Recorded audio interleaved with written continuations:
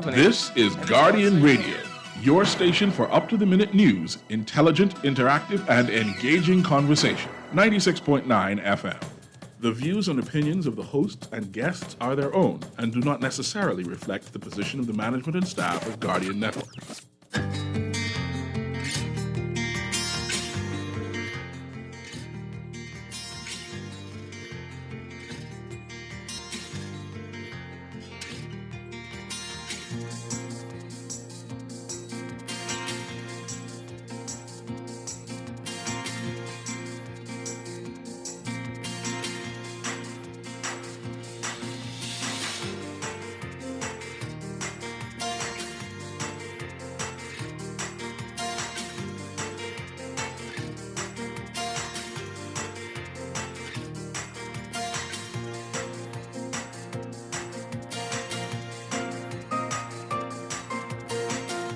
Enough is enough.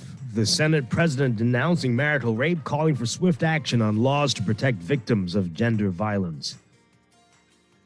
And F&M Senator slams the government over the carnival confusion, and residents show up for booster shots. It's all straight ahead this morning. I'm Dwight Strachan, and this is Morning Blend. Wake up, it's a new day. Wake up, it's a new day. It's the start of a new way. You know that it's here. It's the start of the end of the old way. Revolution. Wake up, it's a new day. Wake up, it's a new day.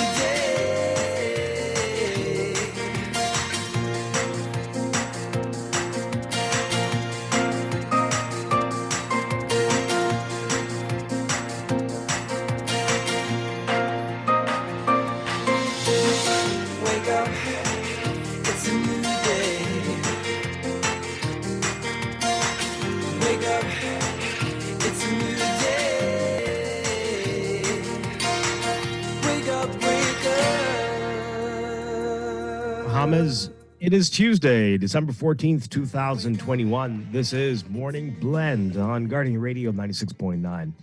Again, I'm Dwight Strachan. In a moment, Don Sargent will be joining us. Also this morning, more of what's making news on this Tuesday, 11 days before Christmas, and Morning Blend Business. We're doing a business news roundup, a lot of the hot issues in the news affecting business today. But first, it's time for the overnight, the latest breaking news from while we're sleeping, and the top national and international headlines this morning.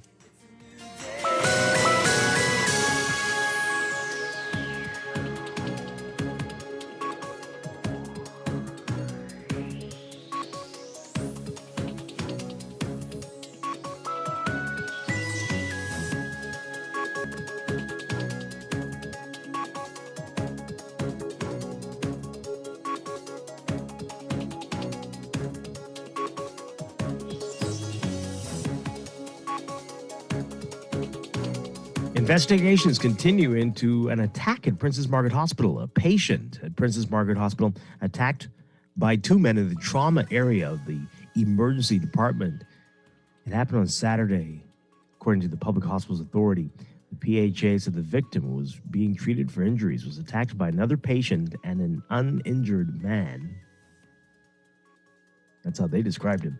At around 1 a.m., the PHA said the attackers were restrained by emergency department staff, and Defense Force officers were deployed to the emergency department, and hospital security officers and two knives were confiscated.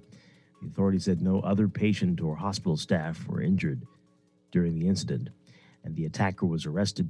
That comes as PMH resumed a phased return to normal services after the third wave of COVID-19 infections and hospitalizations forced the hospital to put a number of services on hold. In a passionate address to senators, Senate President Michelle Adderley denouncing marital rape and challenging legislators to act immediately to protect victims of domestic violence and put an end to gender-based violence. She said yesterday, quote, "The status quo must be challenged and changed for the better. I submit that we must move swiftly. Many victims who now lay in their cold graves did not have the luxury of time, and neither do the emotionally, psychologically, and mentally devastated survivors and their families. The best time to enact, amend, and enforce legislation is now. Enough is enough." Gender-based violence has been at the forefront of national discussion in recent weeks following several incidents, including the murder of 4-year-old Dianya Bello and a viral video that depicted a man running over a woman with a vehicle. Adderley issued her plea as members of the Zonta Club and Carissa Culmer, a domestic abuse victim, sat in the gallery.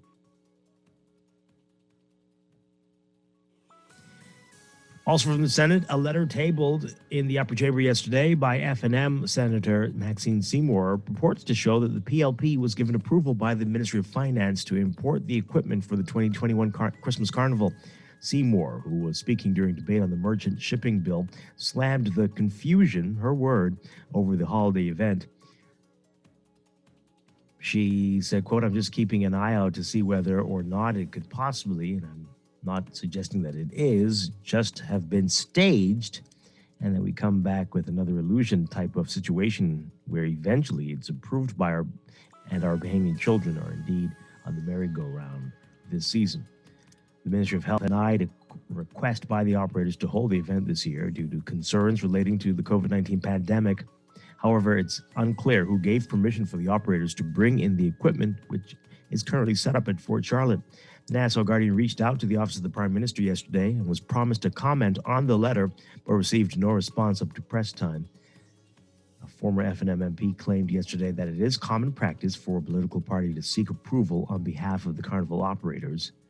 That letter, which was not dated and is addressed to PLP Secretary General Barbara Cartwright, refers to prior correspondence on the matter, noting that the correspondence was dated on October 28th in connection with the matter. The letter indicates that a Whitney Kenny signed for the financial secretary. And residents showing up for booster shots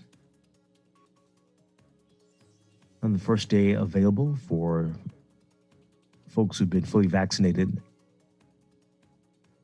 at least 6 months with AstraZeneca or 2 months with Johnson & Johnson.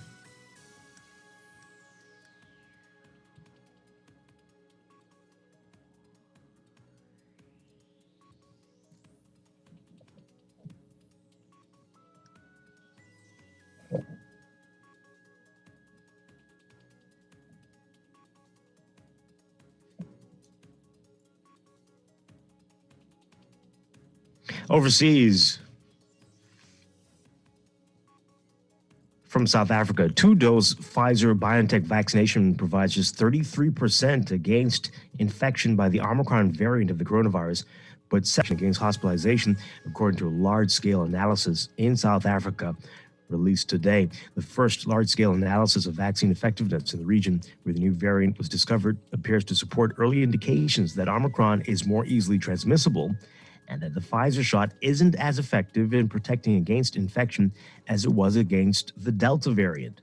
The analysis was based on more than 211,000 positive COVID-19 test results, 41% from adults who had received 2 doses of the Pfizer vaccine. About 78,000 of those positive COVID-19 test results between November 15th and December 17th were attributed to Omicron infections there. The study was carried out by Discovery Health, South Africa's largest private health insurer, and the South African Medical Research Council. The study's been carried out in the weeks since Omicron was first announced in November by scientists in South Africa and Botswana. Researchers emphasized preliminary and not peer-reviewed. The data gathered from the first 3 weeks of South Africa's Omicron-driven wave and may change as time passes. South Africa is the first country to experience a surge in COVID-19 driven by the variant.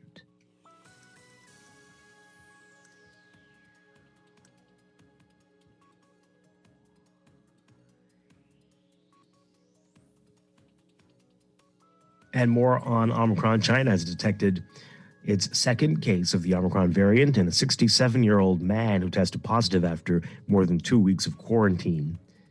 Official media reports today saying the man returned from overseas on November 27th and underwent 2 weeks of isolation, during which he repeatedly tested negative for the virus. On Saturday, he flew to the southern city of Guangzhou, where he maintains a residence, and began another week of self-quarantining at home. A day later, he underwent a routine test, and early on Monday, the district health department informed authorities that he had tested positive for the virus. Further investigation at the city and provincial level determined he was infected with Omicron. On Monday, authorities announced the first case of Omicron in a man who arrived on a flight from Europe earlier this month and tested positive on Thursday while in quarantine. Additional details were not given in that circumstance.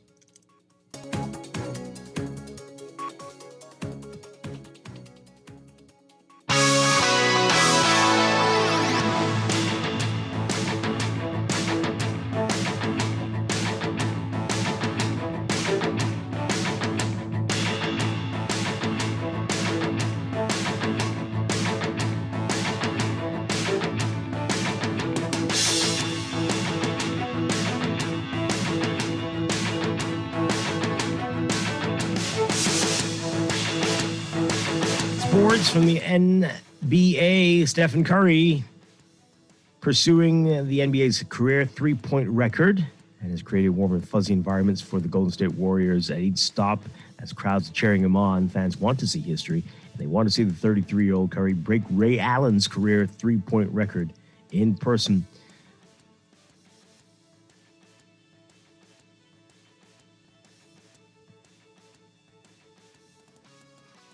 Opponents aren't making it easy for Curry, though. They're delaying that quest as long as they can after making 5 threes, scoring 26 points and rallying the Warriors to a victory Monday. Curry needs one more three, just one more, to tie Allen's mark of 2,973 and 2 to surpass the grand stage of Madison Square Garden. Ticket prices have reportedly quadrupled on the secondary market. And Reggie Miller, who held the record until Allen broke it in February 2011, is expected to call the game for TNT.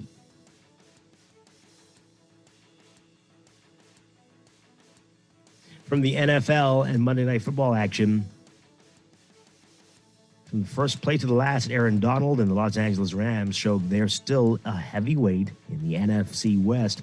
The 6-time All-Pro finished with 3 sacks, the first on the initial play from scrimmage, and the last as time expired, while threw for 287 yards and 3 touchdowns to lead the Rams past the Arizona Cardinals 30-23. The Cardinals at 10-3 now will have to wait at least one more week before clinching their first playoff spot since 2015. Kyler Murray threw 2 interceptions that led to Rams touchdowns. The Rams are now at 9-4, winning their second straight, pulling within 1 game of the Cardinals in the division, and look rejuvenated following a 3-game losing streak in November.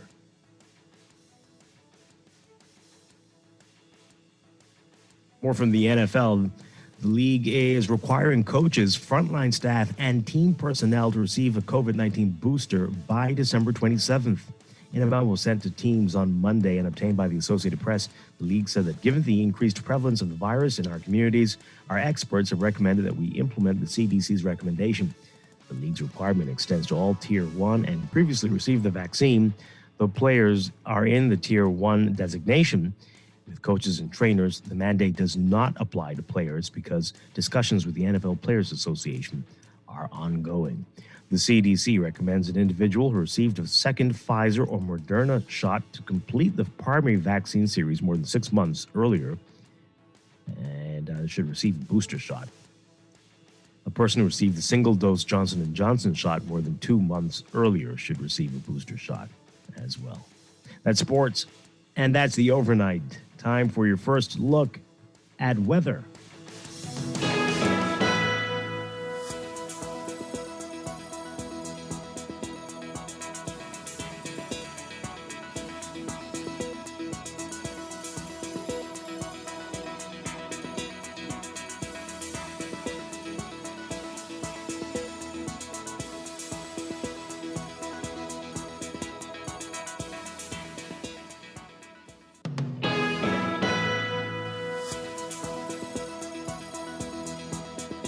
Weather for today, we've got a strong high-pressure ridge across the country. It's going to support strong winds across the islands.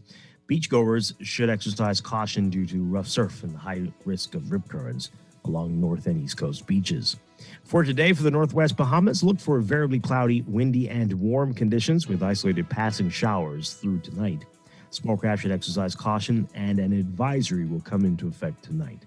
Winds northeast to east at 15 to 20 knots, increasing to 15 to 25 knots by tonight.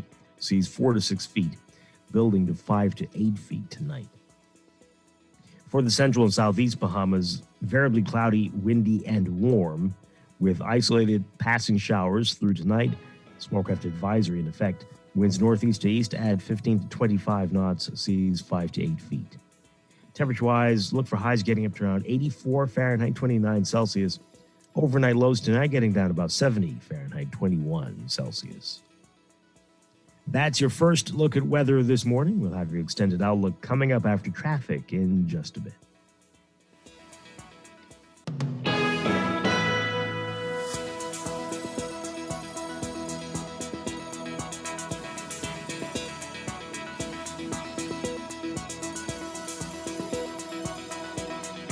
Blend. When we come back, we're discussing the day's top stories right here on Guardian Radio 96.9, your home for fresh news and smart talk all day.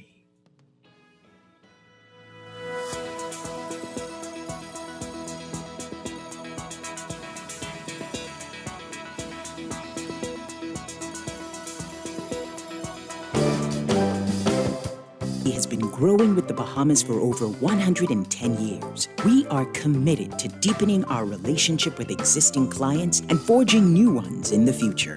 With investments in youth, education, and environmental initiatives, we're dedicated to helping you and our communities grow. We're here to help you flourish. We're RBC. RBC Royal Bank. For 38 years, Strachan Commercial Pest Services has provided trained certified technicians while using environmentally safe, industry-standard products.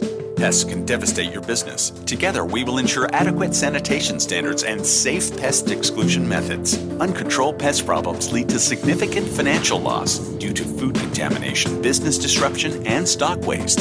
Strachan provides detailed solutions protecting your business and reputation.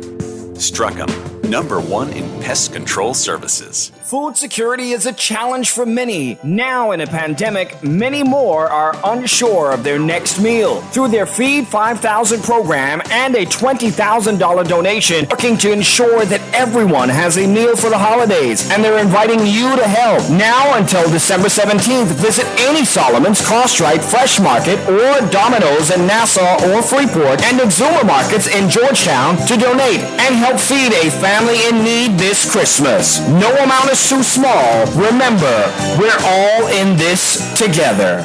Are you on the move? Busy running errands? Do you have so much to do that you don't have a lot of time on your hands? Have you gotten your COVID-19 vaccine yet? Well, if you haven't, the Johnson & Johnson vaccine may be the one for you. It's one and done and fully vaccinated for now. Yes, you only need one jab of the Johnson & Johnson vaccine and you're done. Lower your risk of severe illness and death from COVID-19 by getting vaccinated.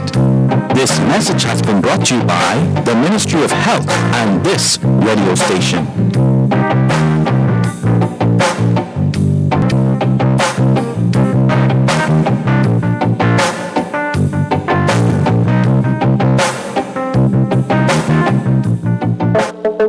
Tired of banks forcing you to use technology to bank the way they want you to? Your convenience is important. So no matter what your banking needs, Commonwealth Bank's friendly staff are always available in branch for that personal one-on-one service. But when you choose technology, our online and mobile banking app offers you state-of-the-art functionality. The choice is yours. Commonwealth Bank. Bank the way you want. Technology makes every day in life just a little bit easier. Whether it's for joy, productivity, or creativity, Custom Computers has all the latest gadgets to conquer any obstacle. Imagine automating mundane tasks with tech and living a freer, richer lifestyle, all while staying on top of your goals. The path to freedom could fit in the palm of your hand. Discover tomorrow's technology today at Custom Computers on Patton Street, Cable Beach, and Cades Village through the Blake Road entrance.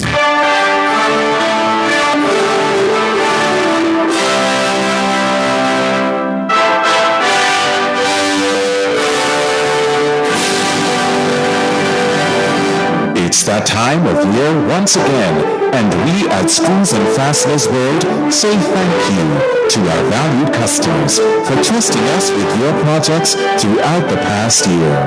There's still some time left to catch us in store, so find us at the corner of Balfour Avenue and Palm Beach Street, or call 326-1976. Happy holidays, and have a happy new year.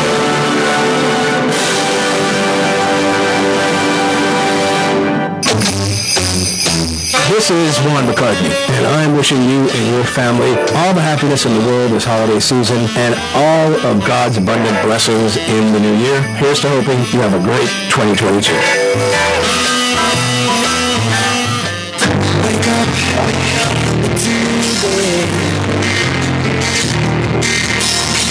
Wake up, it's a new day. It's the start of a new way. You know that it's the start of the end of the old way. Wake up, it's a new day. Wake up, it's a new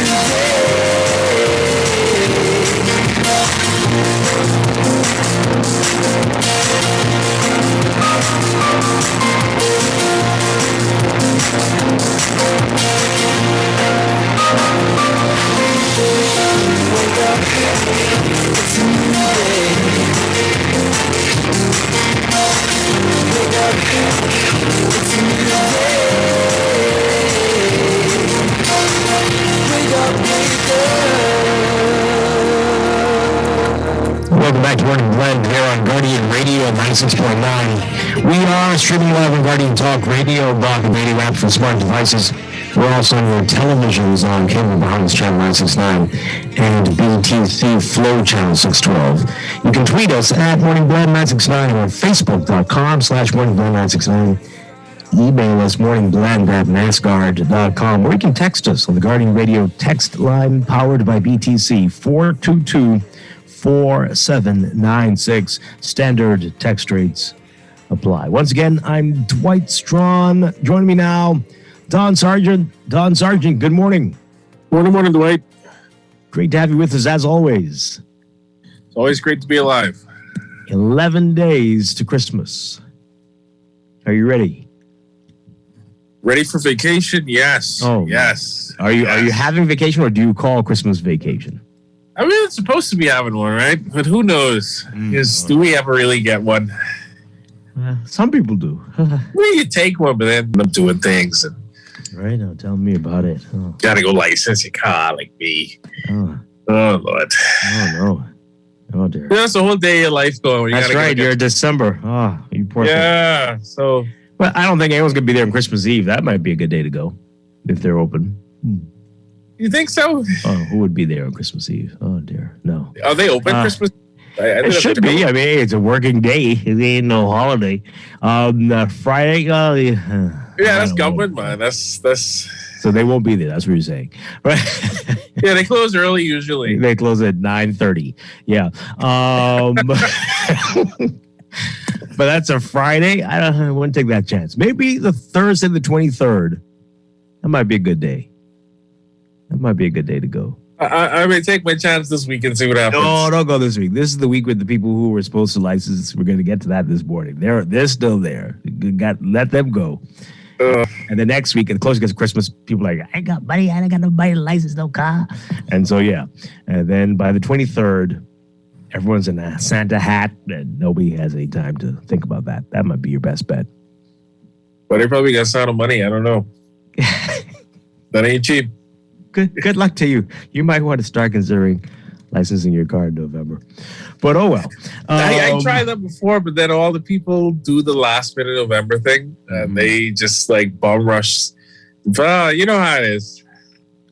It's insanity. Yeah. But this year is especially egregious, though, because I think it's December 15th. People who haven't licensed their cars have to get in, so everybody's doing the last minute. It was yesterday. Yeah. They had there was a very long line. I noticed the police was booking people. I didn't know what that was. Oh yes, you had until Monday, which was yesterday. So today, if you're doing the, as they say, riding dirty, you're gonna get what the people who ride dirty get. So yeah, okay. Well, we'll get into that, as we said, a little bit later. There's a lot to talk about this morning, and wishing you good luck on all that, Don. That's going to be fun to end out 2021 dealing with that. But hey, coming up this morning, more weather and traffic and more of what's in the news, including the getting a car licensing, the woes that people faced yesterday, and the long lines for people getting booster shots. That started. And all of that and more coming up. And in Morning Blend Business, we're going to be doing a business news roundup on some of the hot issues that are in the business world this week. So that's coming up, a lot to get to. Let's begin with what's in the news.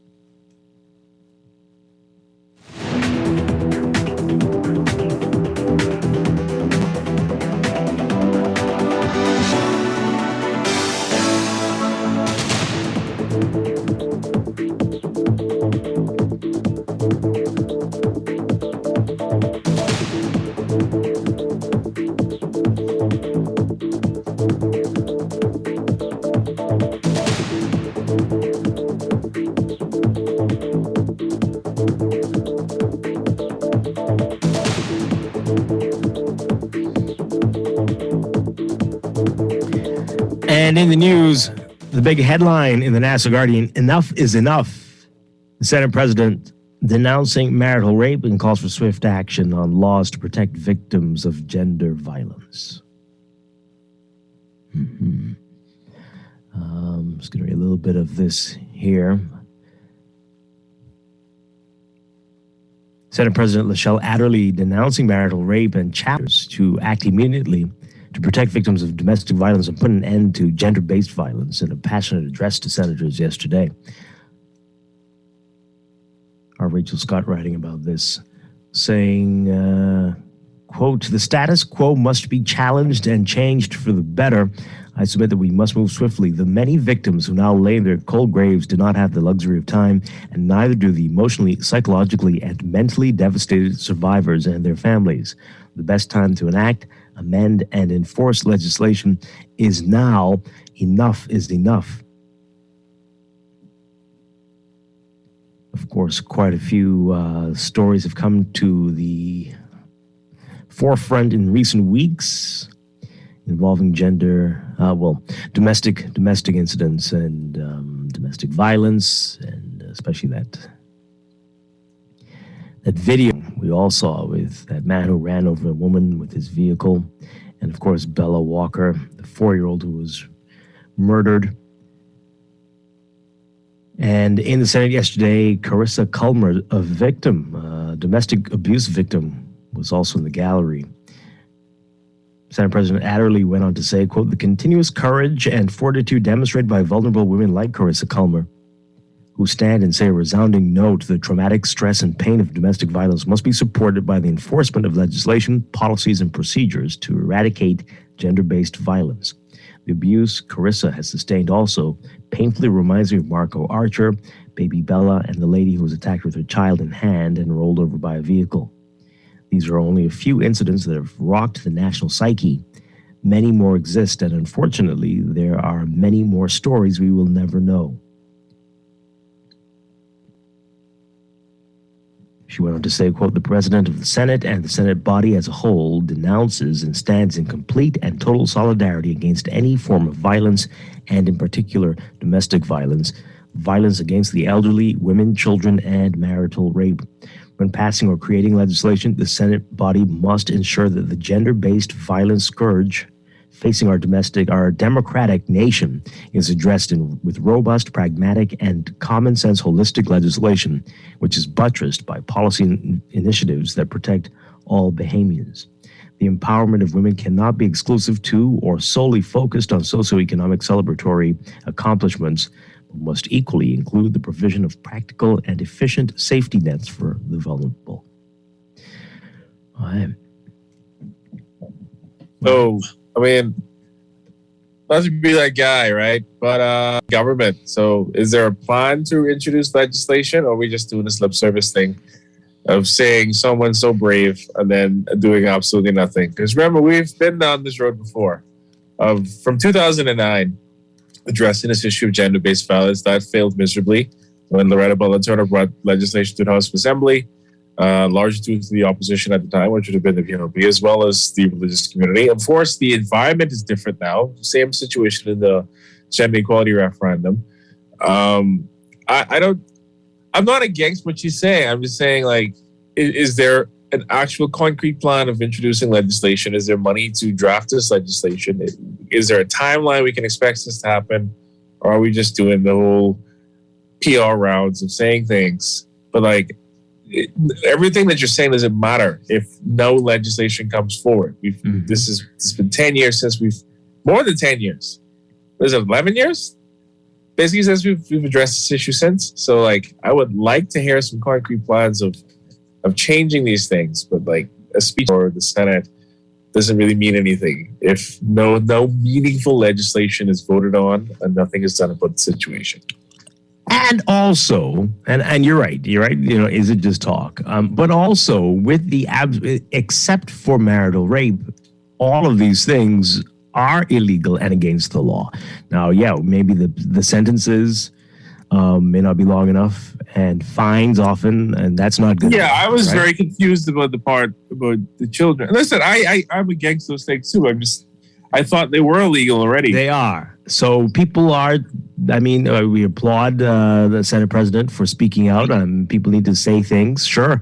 But let's not act like all those things this is a free for all and the Bahamas is the Wild West. Just do whatever you want to anybody, especially if they're an old person, a woman, and a child.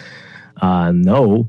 But we do need to get serious with the sentences. And, I think also too the situation with I think what she is probably getting at is this conversation about reform. I don't know, is that judicial reform technically? Like, for instance, if we had situations in the past where Defense Force Marines under dubious circumstances, but anyway, struck somebody with a vehicle in the wee hours of the morning, killed somebody, went to court. It's happened twice in the last 5 years. Ended up going to court. I think both times they got like a $10,000 fine, somewhere around $10,000.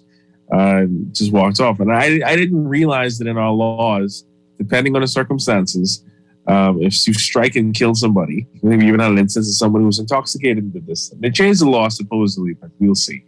You got a $10,000 fine, which is kind of ridiculous when you end someone's life. None of the money really goes to the family. That's not restorative justice. So some things some things definitely need to change. Yes. But again, and those are the things they can change, right? Yeah. So get to it, lawmakers. Exactly. Get to it. And what really does need to be addressed is how we function on a social level, right? So I don't know if there are laws that can be done to help address that, but we have some really poor disregard for people's beings, livelihoods, everything. You just will do whatever we want to do to anybody with little regard to how this will impact them. And that needs I think having a conversation about it, I can understand from a public awareness standpoint, it makes sense. Perhaps to address part of the issue you're speaking about, Dwight, it would be wise to continue discussing these things in the public space. I will obviously can't have town halls like you used to, right? Because of COVID. But definitely raising public awareness about these things is important. But again, if the administration is as committed about these issues and passionate about them, especially the marital rape issue as they claim, now would be a great time to hop on the And reiterating that, get some timelines up, set some money aside or something for drafting legislation and get the ball rolling. It's like, from a political standpoint, I can understand why this in the past would have been so divisive. But I think at this point where we are in this conversation, once you continue the public awareness campaign, it's a political softball. At least it should be. But yeah, I'm glad we're having this conversation. I'm just a bit tired of the talk. As you said, we've been having the conversation. What happens now? What happens now? And it is clear we need, and people don't like that word, but we do need some reprogramming here. Just the way that we are with each other is violent. It's violent in the language. It's violent in the movements, right? We're very aggressive. And I don't know if we always were, but we are. And that needs to be addressed. And I don't know if it is going to be legislation. I don't know what it's going to take. But we do need to come together and figure out how we're going to do this, how we're going to just bring down the temperature. Just the way people are having conversations with people they haven't seen in a long time. They're happy to see them. But if you didn't know them, you'd think, are they having an argument? What's happening? Nope, they're very excited. Like, wow, this is aggressive. But and some people say that's who we are as a people. It's beautiful. And I don't know. I think this is how things escalate quickly. And this other story here, right next to what the Senate president is saying in the paper today, this shows you that something's a little off. Man attack. Clearly, some people have been watching too much John Wick, The Matrix, Eddie, Mission Impossible. I don't know what's going on. But so what is this? And it's not the first time. It's not the first time. A patient at Princess Margaret Hospital was attacked by two men in the trauma area on Saturday, according to the Public Hospitals Authority. The PHA said the victim, who was being treated for injuries already, was attacked by another patient and an uninjured man at 1 a.m. The attackers were... What? Say it again. Yes. What? The victim was being treated for injuries and was attacked by another patient and an uninjured man. That's in quotation marks. What was he doing there? 1 a.m. The attackers were restrained by emergency department staff, and defense force officers were deployed to the emergency department, and hospital security officers. 2 knives were confiscated as well. Authorities said no other patient or hospital staff were injured during the incident. The attacker was arrested, and the incident comes as PMH resumed a phased return to normal services after the third wave of COVID infections and hospitalizations forced the hospital to put a number of services on hold. Okay. Some really dramatic stuff. Yeah. So we got some issues. We do. Yeah, I'm trying to figure out how. Well, I mean, there's a lot to unpack there, but I'm trying to figure out how would the uninjured person get on a ward or in the hospital, because if you're not injured or supposed to be there, they tell you to leave because of COVID. 1 a.m. Yeah. 1 a.m. Not 1 p.m. Not likely visiting, even though I don't know how much of that you can do. Hey, I've been there. I've been there this year until like 2 o'clock in the morning because that was online. That's a very fun experience, Dwight.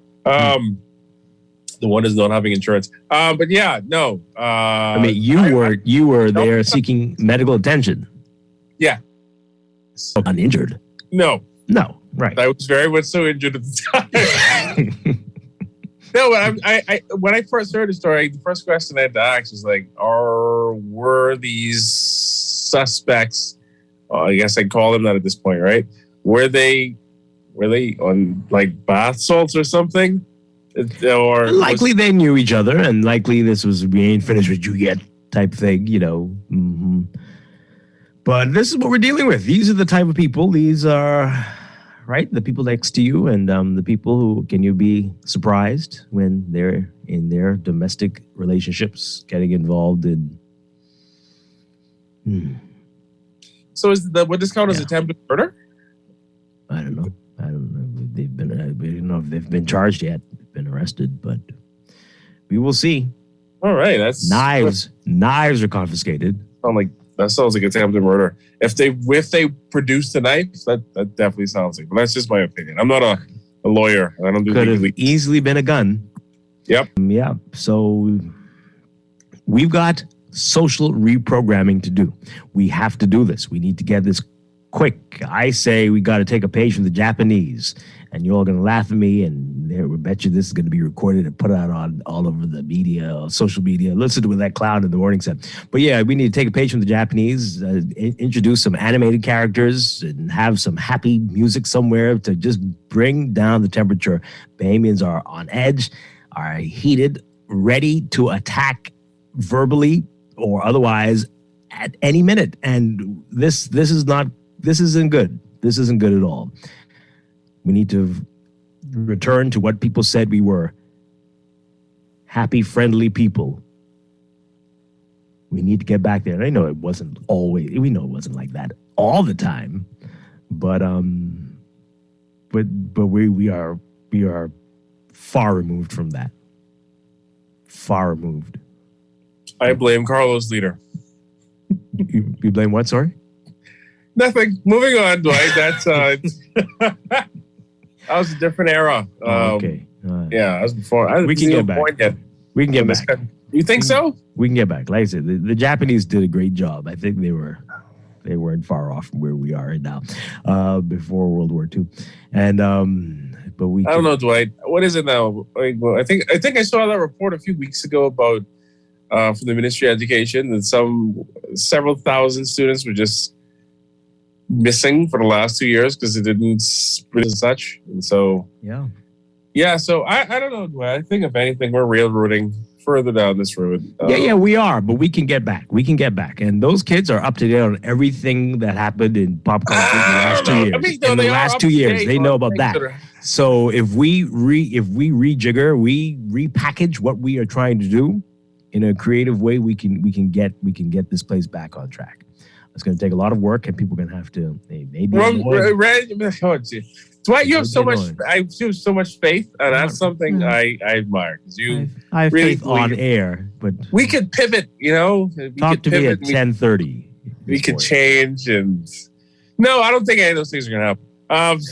No, because I don't think we have the will to do it. We don't have the will to really try this, to really change. This is working for people. This is keeping a lot of people employed. A lot of people are benefiting from the way we are today. Lawyers, undertakers. Well, to be fair, something that the president of the Senate would have said in her speech, right? At least I heard you say that she mentioned a proper social safety net. That is it matters, right? That's a big first step in moving in that direction of addressing some of these issues because I hate to be this broken record always saying this. What we're seeing is a symptom or symptoms of a greater societal problem. And one of the things that feeds into this is a lack of a social safety net. And if you listen to what they said from the Ministry of Education for students who are unable to, we just haven't been going to classes. Access to the internet and devices is a serious problem because parents can't always afford it. There's a variety of issues. In some instances, too, children, or especially the male children, are sent off to work if they ain't in school, even when they're teenagers, and shouldn't be working. They should be focusing on education. So there's a variety of issues. And I think having a good social safety net eradicates a lot of those problems and allows that space for, them to go to school, be kids, and to grow up and socialize correctly, rather than being in an environment of survival all the time. And you're worried about your basic needs. I'm not saying that's the be-all, end-all to fix everything, but I do think it's a part of a grander solution. It's an expensive solution as well. But it will be worth it. It will be worth it. I mean, I think so. Losing a country. But, once you could do something we haven't been able to do since I've been alive, and that's have a balanced budget or come close to it, you have to make these things sustainable. And it doesn't have to all be the government. And that's a part of the problem as well, right? We're not utilizing all the resources that are on our hands there, right? We can't expect it to be the government only. And the private sector has a role to play as well. And then they may have to be incentivized to do that. But we're not thinking. And again, I think it's because the will isn't there and because this is working. It's working for a lot of people. Well, don't want to admit it, but that's what's happening. They got to pay national insurance. If you don't pay national insurance for your employees, It shouldn't be, oh, you didn't pay? That's terrible. No, that should be illegal. Deny your money, right? That by law, you're supposed to be paying your national insurance. Things that we saw happening at the beginning of the pandemic when all these revelations came up with these companies that just weren't paying, it's just absolutely ridiculous. Mm-hmm. Because the same story happens, what comes out every couple of years. You have with these large institutions, large businesses that owe BPL millions of dollars for whatever reason that is, right? And then they talk about the small man who owes BPL $300-400 getting turned off. Anyway, I'm just saying, Dwight, some balance, but definitely, I think the social safety net is a definite, clear step in that direction of addressing those things. But we have to find a way to do that sustainably. We've got a lot of calls coming in. Let's take them, and you can text us as well, 422-4796. Tweet us at MorningBlend969 or Facebook.com/MorningBlend969. Call in 323-6232. 325-4316, 325-4259. Caller, good morning. You're on Morning Blend. Callie, this is Strachan voice along with you on Don Dwight. Hi, good morning. Dwight, a couple of points I want to make. You, Don, are so right. But several years ago, situation like what happened, what you just read off, right? It happened where a nice got killed. I saw that situation as such was being reconciled. But you know what? I know people, you got to blame the commissioner of police. Because people were supposed to be in custody, he have them walking around, and I know them. Okay? And I call Central over and over. You know, they'll tell me they don't have any car. They're driving. And you go in there, and you get the record, you would see where people are supposed to be picked up, and they haven't been picked up as yet. Mm-hmm. Thank you. Yeah, well, thank you very much. He raised an interesting point. As you said, this is not the first time there have been incidents at the hospital, and it won't be the last, but you would think we would have learned from the past, right? The security would be up so many more notches that you couldn't come into the hospital with a knife on you. Huh? Man, anyway, okay. Let's take another call. Good morning. Yes, good morning to both of you, and good morning to the White Bahamas, Alan Johnson. You said a problem properly defined is 90% of the solution. The other 10% is action. And Don made an important point, but Don, I tell you, it rises and falls on leadership. Just look back at the last 4 decades, and I want you to look comparatively to small cities around the world and their size comparative to ours, and even small corporate environment. And you will then begin to look and say, what is the major difference between even a small company in the Bahamas? It's called leadership. When you go back to this concept of a problem properly defined, and you say the social safety net, I would ask you to have anyone beyond the public intellectual masturbation our country is facing.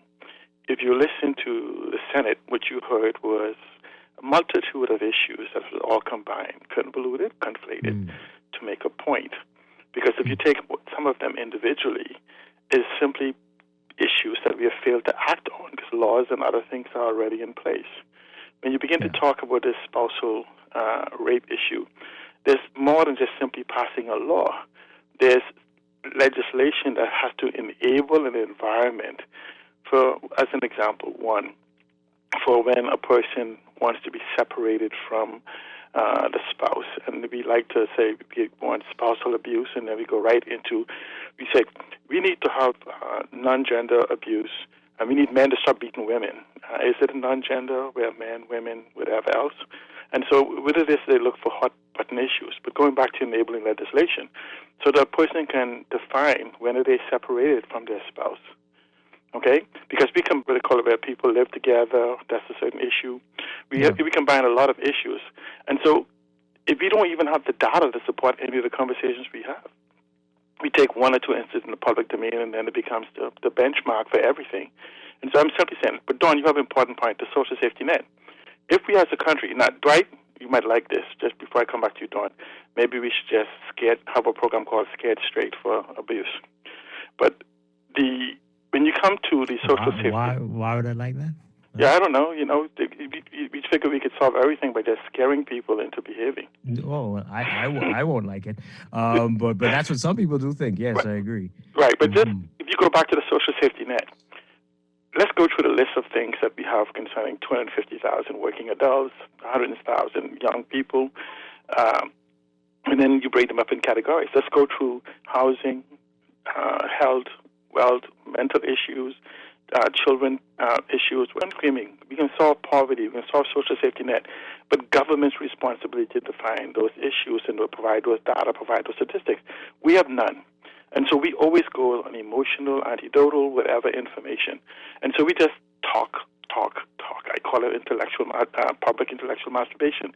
And until we actually could define our problems, how could we deal with it? We said we have too much of this, too much of that, too much of this, too much of whatever, too much, define too much. And so if we are to have anything, we must begin to look at our leadership and tell them to just please stop giving us conversation and bring us solutions. And we keep letting them get away because you know why? As soon as they open their mouth, because we give them a title, most of them, we don't even listen to them until we give them a title called MP, Senator or something, or appointed to some position. And so I'm simply saying that you have that thing with those positions come responsibility. Bring us to define the problem, define the solution, define the actions differently, linguistically describe what we have been seeing for 40 years. Thank you so much. Okay, thanks a lot. Wow. Yeah, boy. Should I read this message here? Oh, dear. Just wanted to say I agree entirely. And that's kind of the reason why I said earlier about the situation with the president and Senate. Lots of grandiose and I guess acknowledgement of some of the struggles and things that have been happening in the country. But again, please, and I'm saying this as a plea, please bring forth legislation. Put it on a timeline, give us a roadmap. I don't know. Tell us what you can do, man. Yeah.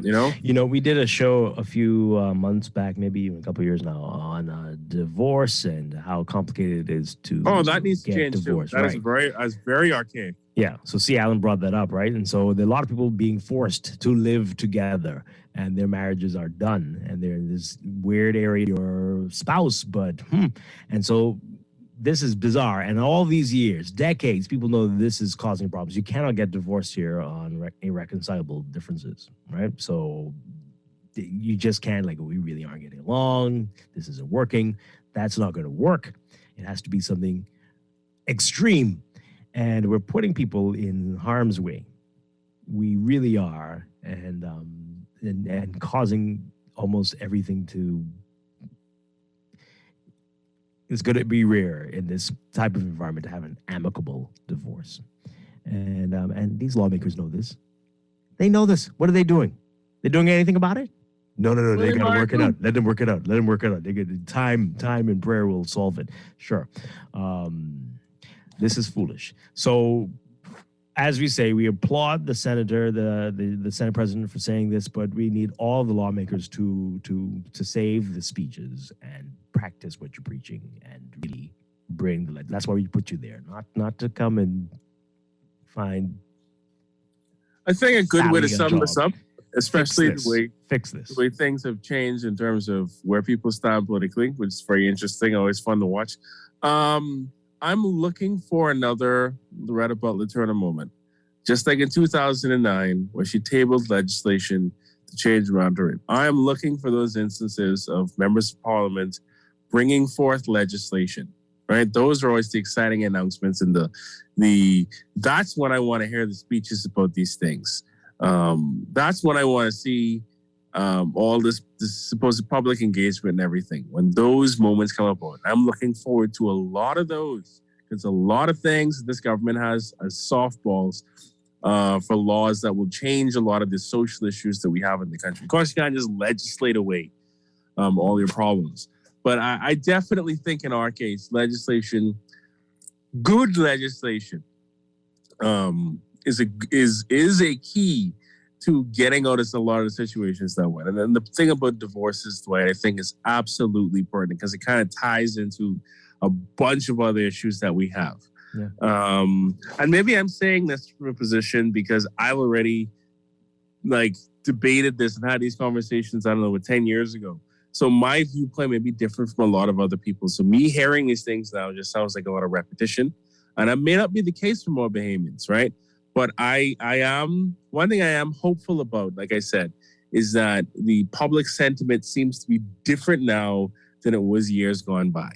Mm-hmm. And that means that there's probably fertile ground for a lot of these things to change. And when it comes to divorce laws, rights of the parents, rights of the father, rights of the mother, ability to pass citizenship on to you, sentiment and attitudes have changed on.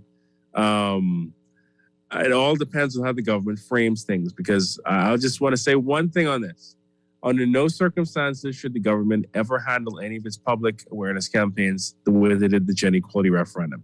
As long as they avoid that, we should be absolutely golden in bringing this country into a modern era and improving some of the situations and circumstances and means and tools that a lot of Bahamians have at their disposal. All right. This message here, before we move on to another issue, this person says, in response to your NIB or thing about NIB, instead of punishing you, we give you an international post. Oh my, I don't. Okay, that is Fox. Let's move on. Let's move on. No. That's Fox. I ain't saying anything else, but I'm just saying it's happened. Yeah. Okay. All right. So, everybody's favorite topic, COVID, and how we're fighting it.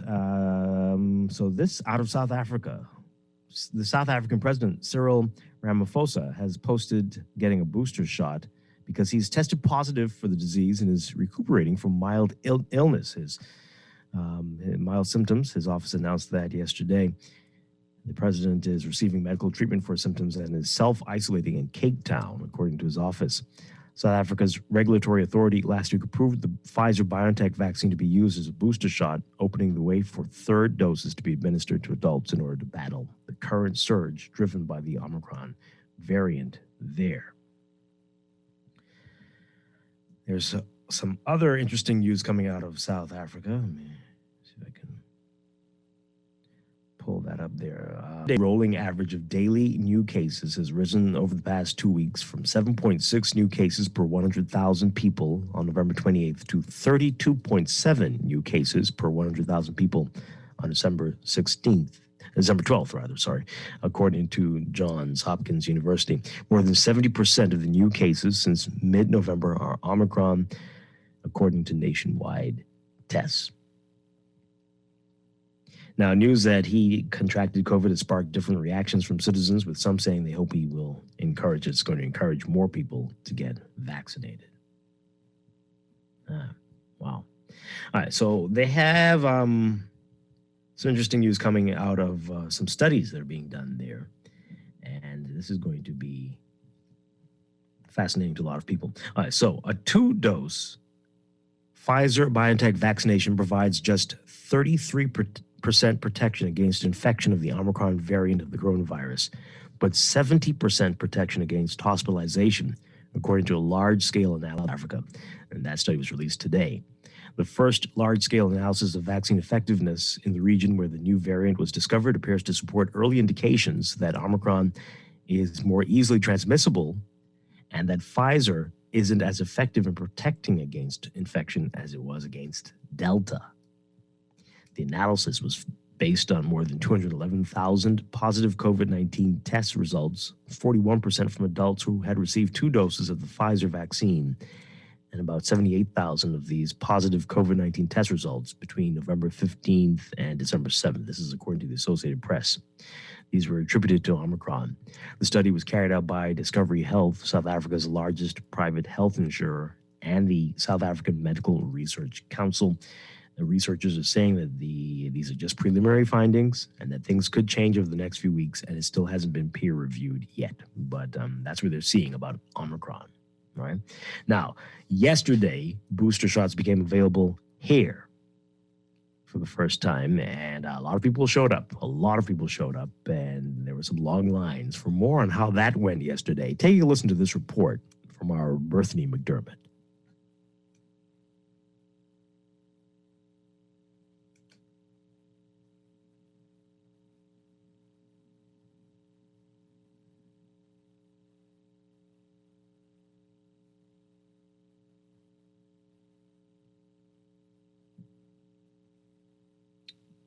Got that report for you.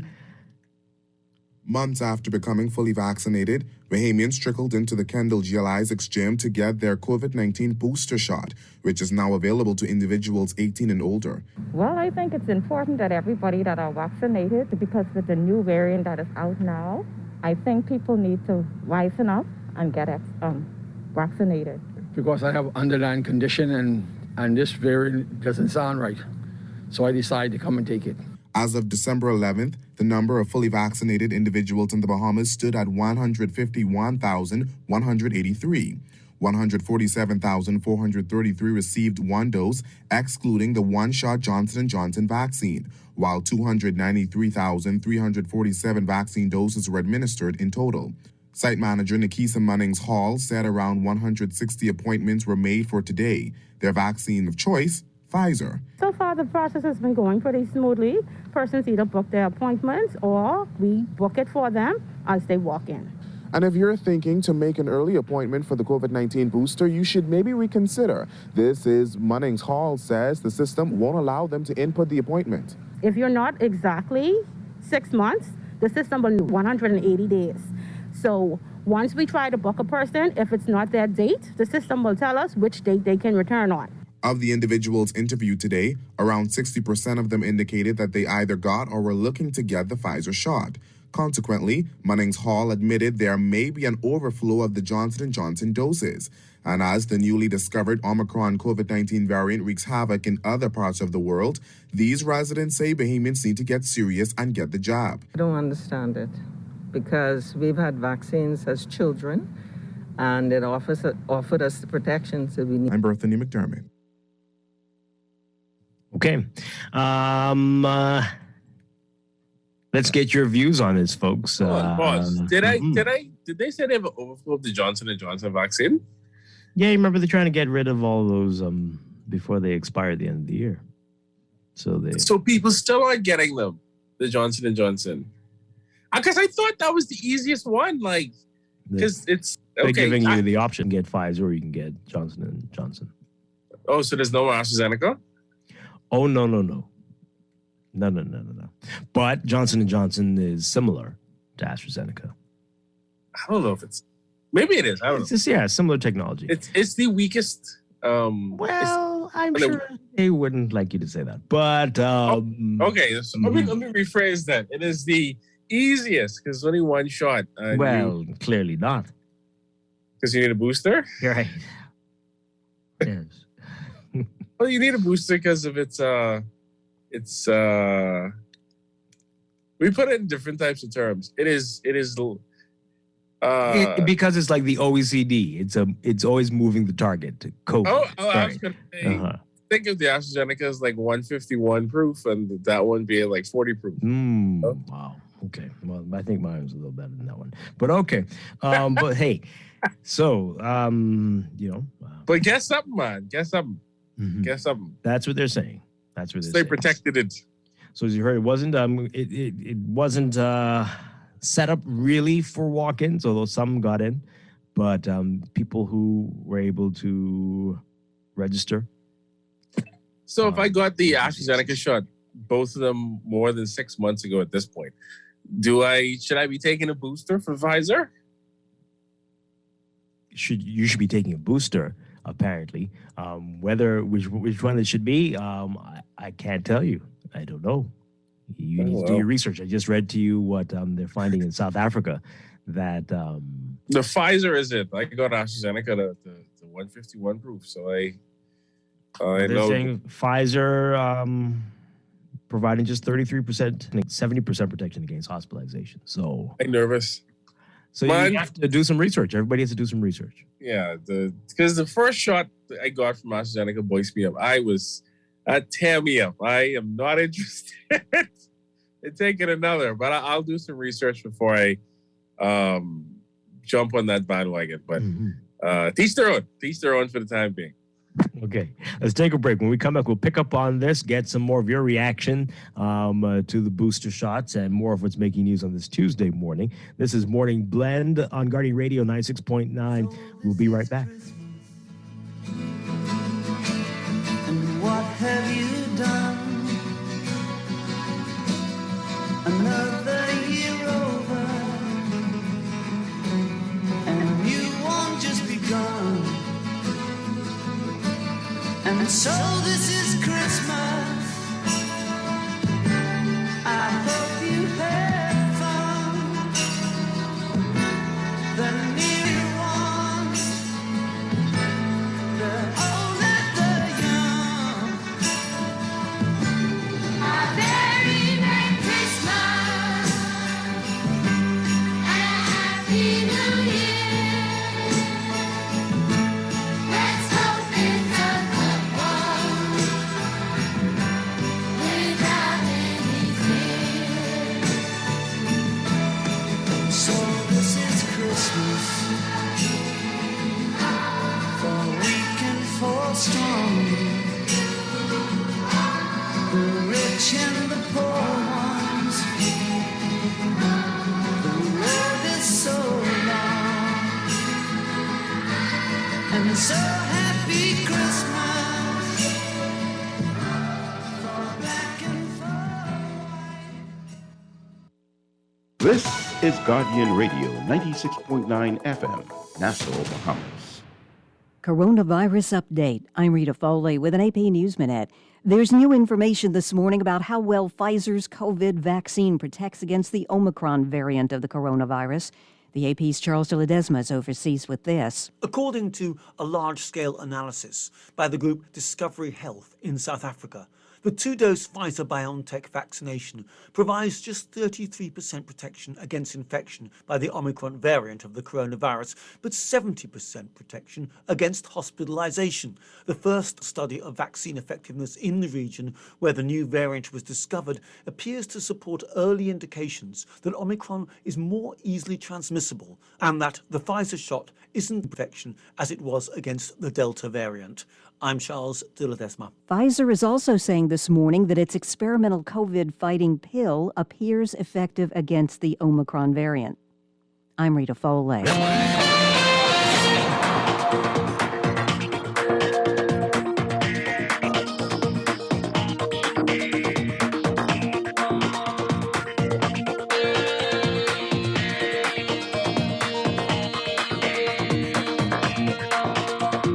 7:40 the time for your first look at traffic for this morning, brought to you by RBC Royal Bank. In your real-time traffic this morning, Milo Butler Highway, as usual, the hot spot today. Heavy traffic from Fire Trail up to Tonic Williams Darling Highway. That's the northbound lanes there. Gladstone Road looking much better for you. You'll just see that traffic about midway between Fire Trail and John F. Kennedy Drive in the northbound lane this morning. Carmichael Road looking busy this morning. You'll see that traffic eastbound near Fire Trail all the way up to Blue Hill Road. Heavy traffic there. And then Blue Hill Road is also busy from Road in the northbound lanes up to Carmichael. And then again, north of Soldier Road in the northbound lanes to Independence Drive. Building traffic on Independence Drive westbound to that roundabout with Blue Hill Road. East Street seeing some heavy traffic south of the roundabout with Independence Drive and East-West Highway, especially in the northbound lanes between Soldier and the roundabout, and further up at the intersection with Robinson Road. And then in eastern New Providence, we're seeing traffic building in the major intersections. So Prince Charles and Fox Hill, Prince Charles and Beatrice, Prince Charles Soldier, and Robinson Road. And then Robinson Road Old Trail, and Robinson Marathon East-West Highway. Prince Charles Drive also busy near Elizabeth Estates this morning. That's what we're seeing in your real-time traffic at this hour. We'll have another update for you just after the 8 o'clock news. Your Morning Blend Traffic Alert brought to you by RBC Royal Bank, banking reimagined.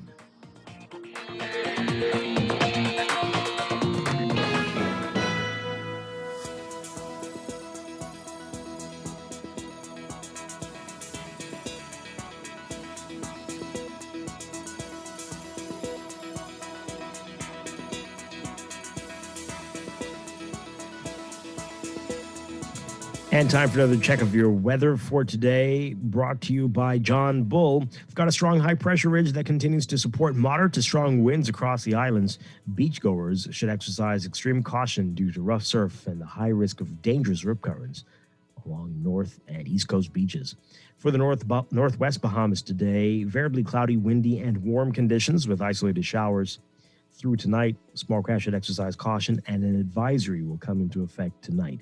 For the central and southeast, windy and warm with isolated passing showers through tonight. Small craft advisory in effect. Temperature-wise today, highs getting up to around 84 Fahrenheit, 29 Celsius. Overnight lows tonight getting down to about 70 Fahrenheit, 21 Celsius. In your extended outlook, high pressure is expected to remain the dominant weather feature across the country, maintaining moderate to strong winds. So for tomorrow, Wednesday, variably cloudy and windy with isolated showers and possible isolated thunderstorms. Thursday, variably cloudy and windy again with isolated showers and possible isolated thunderstorms. That's your morning blend weather check brought to you by John Bull.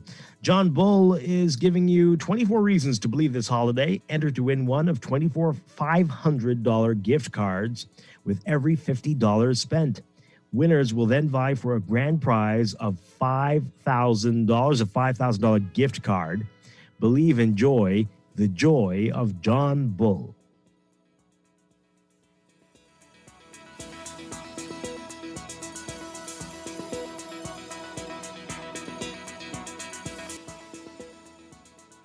BTC, 12 days of Christmas giveaways. That's right, BTC is giving you free cash and prizes for the next 12 days leading up to Christmas. On the first day of Christmas, BTC gave to me free cash, free service, and a free prize from BTC. Oh, just pay your bill in full or sign up for any service, and you can be a winner with our 12 days of Christmas promotions. There'll be Christmas from BTC. Yeah. While it's encouraging that the national COVID-19 vaccine rollout is going successfully, it's not the only precaution to reduce the spread of the virus in our communities.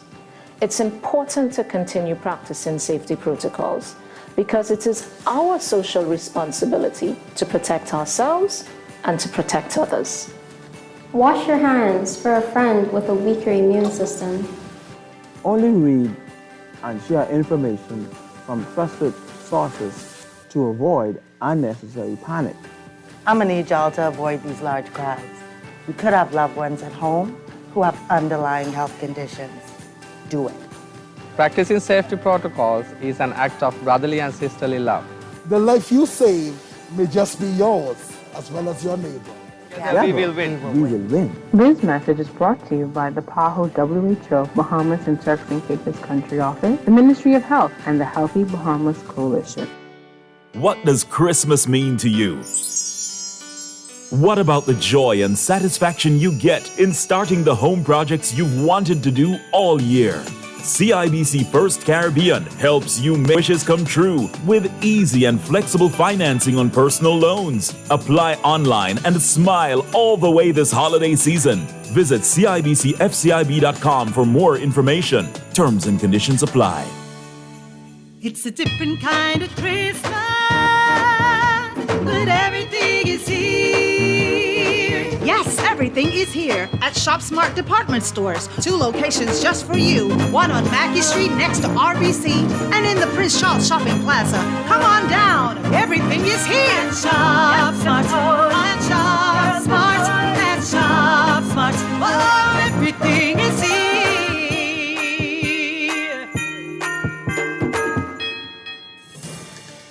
You've tried everything. ASUS with your mother's cousin's sister's auntie, and even hiding your money under your mattress. But is your money safe? Your Bahamian dollar deposit in a member bank or credit union is insured up to $50,000. If anything happens, your deposit up to the insured value thanks to Deposit Insurance. Visit Deposit Insurance Corporation at www.dic.bs. Protection for your money guaranteed with DIC. This is Nahaja Black, and I am wishing you and your family happiness, joy, peace, and prosperity this holiday season and throughout the new year from all of us at Guardian Radio 96.9 FM.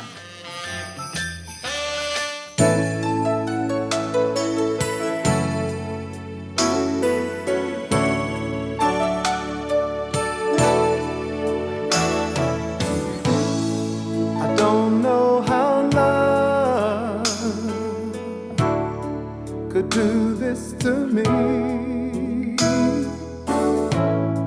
I've waited and waited for someone I never see. But I'm so sentimental, so hopeful you'll be here. So here I am, every year, every Christmas. Yeah, I've wished for you in my heart. Welcome back to Morning Blend here on Guardian Radio 96.9. Dwight Strachan along with Don Sargent. We are talking about what's in the news. Talking about COVID and booster shots that are now available here.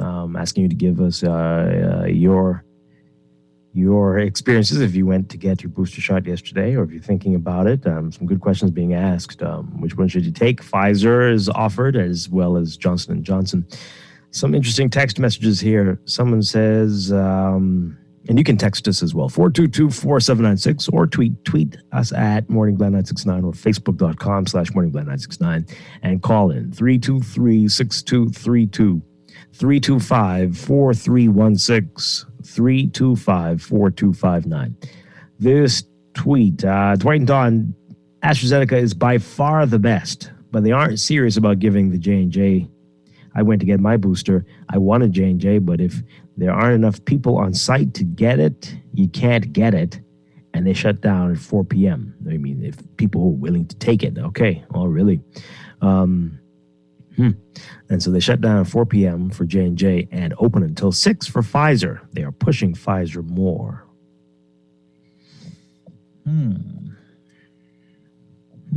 That's unfortunate.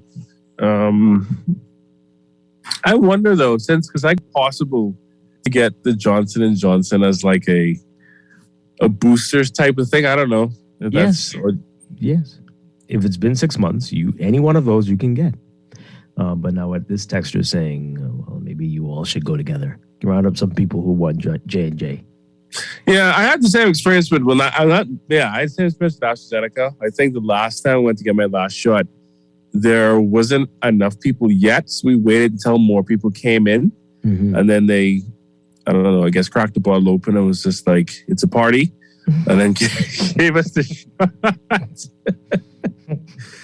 But yeah, I think it has to be a certain amount of people. Maybe it's like 7 or 9 or something like that. Start a Facebook group. Say, hey, J&J lovers, let's go together. Yeah, let's call it. Let's go get Jock Up, and then go get Jock Up for the thing. but here's the whatever whole it'll thing, take. Right? The thing that has me nervous though, Dwight, and I'm being very honest, is my experience with the first shot of AstraZeneca was so bad. Because usually I think it's the side effects 3 days. Some people get it to 4. That went on for like 15 days for me. I thought it was like a week. It's changing now. You said it was a week. Now it's no. A week with the worst. 10 days was the worst set of symptoms. 15 days is I still had a loss of appetite. Still had the fatigue and the grogginess, right? Within the 10 days when I was getting the fever, and then all of a sudden it'd be freezing, and then when I want to go to sleep it'd be a fever again. So it was really strange. The first 10 days were the most brutal. So I'm just, my only concern is like, if the booster is nothing like that, I'll take it. But if it is, I'm very hesitant. I have to clear my schedule for at the minimum a week, if that's the case, because I had a horrible experience. But the second shot was basically in and out. That that was great. I wish it was always like that. Do some research. You know, you're still under 30, is that right? Yes. Yeah. So you, do some research. Pfizer might not be for you, but I don't know. But just talk to maybe a doctor, and I'll try to get somebody on as well to talk about which booster is right for you, and depending on the age group and stuff. This person is saying, this is just insane. We don't have any publicly available data on the number of hospitalizations due to a second COVID infection, but we're giving out booster shots. A recent Israeli study showed that natural immunity provides over 6 times more protection than the vaccination. Okay. But again, for how long? For how long? Right? Yeah. This person is another texter. South Africa is the hyped COVID story. The real story is what's happening in South Korea, because people are dying there. We should be looking for is which variant is causing the deaths. We always seem to be late recognizing and investigating the possibly emerging threats. Why is that? Now, who's the we you're talking about? You mean the Bahamas or the world? Well, it may still be Delta. Delta has been the one that has done us all in. But another one here. Any word on whether AstraZeneca requires a booster yet?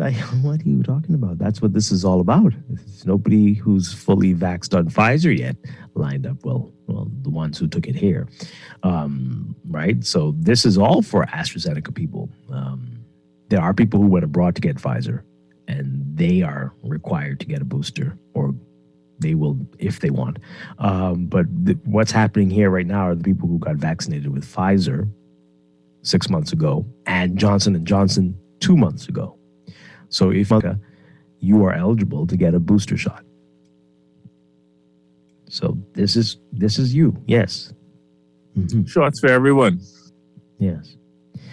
This is a text here about the hospital situation. First of all, security dropped the ball. How did a weapon get into the hospital in the first place for this even to be done? Yeah.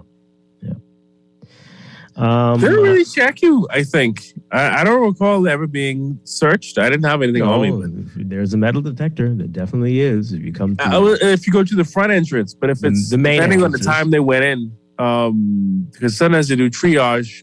I don't know what the area is called, but if like you're looking at the new entrance, on the right-hand side of that, they do triage at times. And I don't remember if there's a metal detector there. For the emergency room, yeah, there is. But maybe if you come in on a stretcher, it might be a different story. I don't know if they do that, right? Unfortunately. And because they're thinking, well, you've got injuries. This should be the last thing on your mind. But,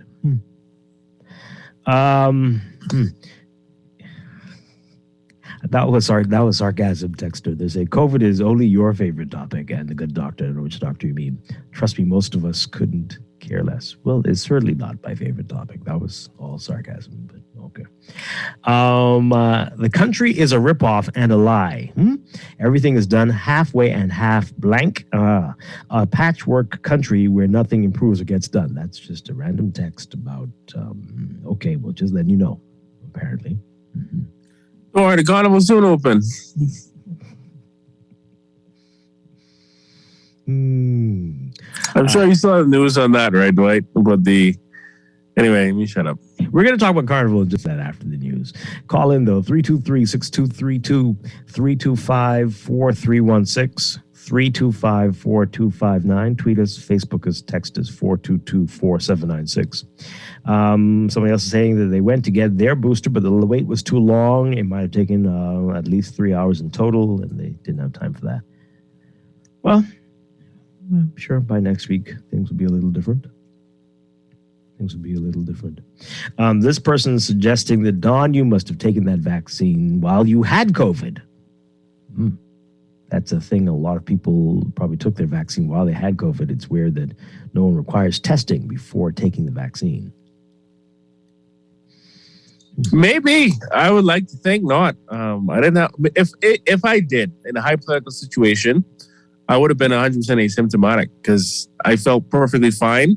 Well, prior to that. So I don't know. I know people who also had horrid reactions to it too. That stretched on to about just those circumstances to me, also my age bracket. Maybe they had COVID too. I don't know. I can't tell you that you're wrong. I have no idea. Because at that time too, you couldn't even get the good test, right? Because at the time the PCR tests were just around $300. And the rapid antigens were kind of pricey too. That's before the prices came down. So ain't nobody was into that.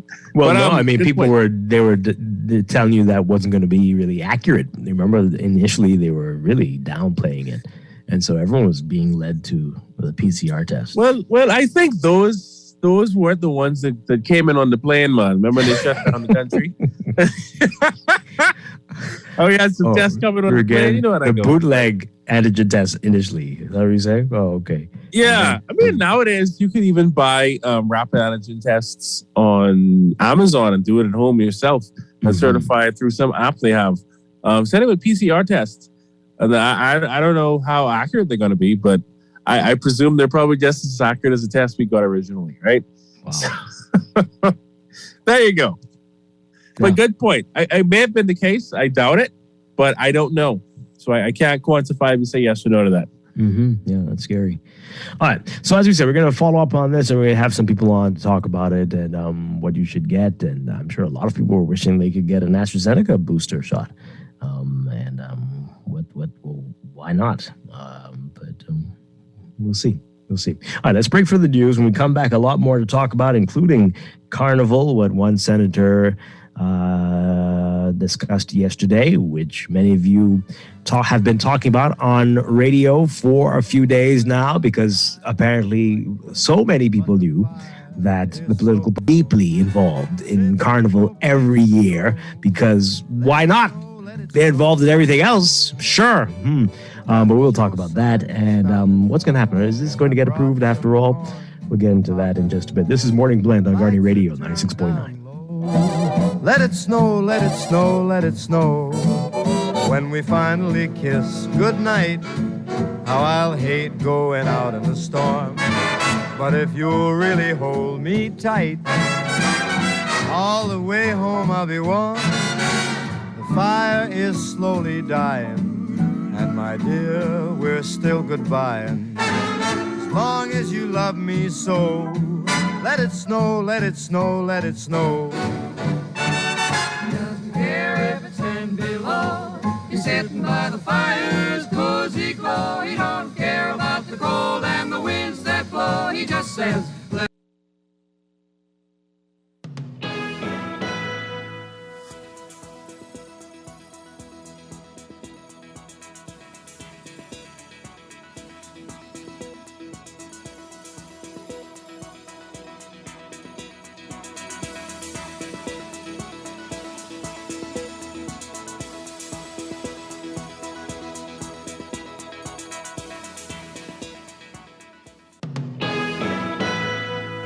Back to Morning Blend. We're streaming live on GuardianTalkRadio.com and on the Guardian Radio app for smart devices. We're also on your televisions on Cable Bahamas Channel 969 and BTC Flow Channel 612.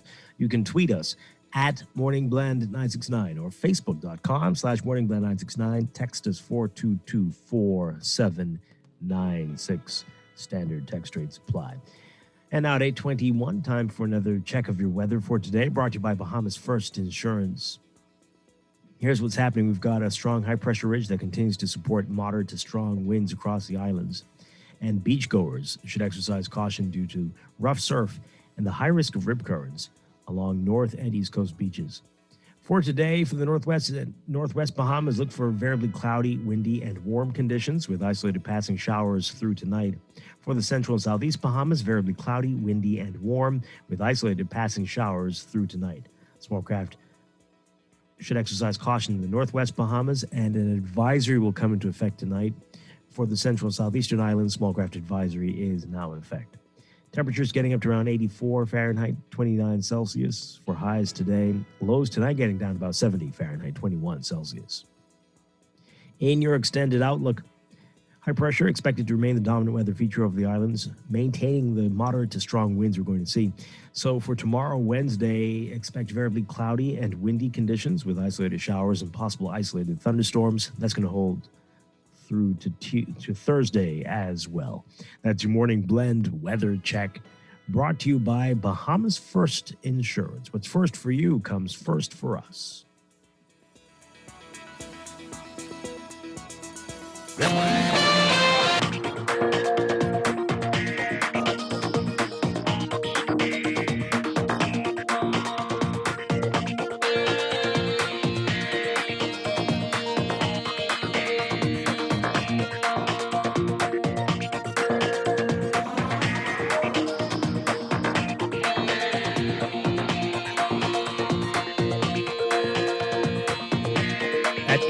8:23, time for another check of your traffic for this morning, brought to you by RBC Royal Bank. In your real-time traffic, Mile Butler Highway, seeing the heavy traffic as usual, just north of Fire Trail this morning up to Tawny Williams Darling Highway. Gladstone Road also busy for you, but midway between Fire Trail and JFK Drive. Blue Hill Road also seeing heavy traffic north of Soldier Road as usual in the northbound lanes, and near Carmichael busy eastbound to Blue Hill at this hour as well. Carmichael westbound, heading all the way out to Coral Harbor Road, you're going to be seeing some traffic there. And at the intersection with Cowpen and Zyme Road, especially eastbound on Cowpen this morning. In eastern New Providence, heavy traffic on Eastern Road, just west of San Souci Road, heading past Fox Hill up to Johnson Road. Going to ease up a bit as you approach Montague. And then the intersections along Prince Charles Drive, so Prince Charles and Fox Hill, Prince Charles and Beatrice, Prince Charles and Soldier, and Robinson and Old Trail. Heavy traffic at those intersections. Soldier Road northbound, north of Robinson Road, you're going to be seeing heavy traffic there as you approach that very challenging intersection with Bernard Road, Wolf Road, and Village Road. And Marathon Road northbound, seeing some traffic at this hour as well. So that's what we're looking at. Those are your hot spots. That's your real-time traffic and your morning blend traffic alert, brought to you by RBC Royal Bank, banking reimagined.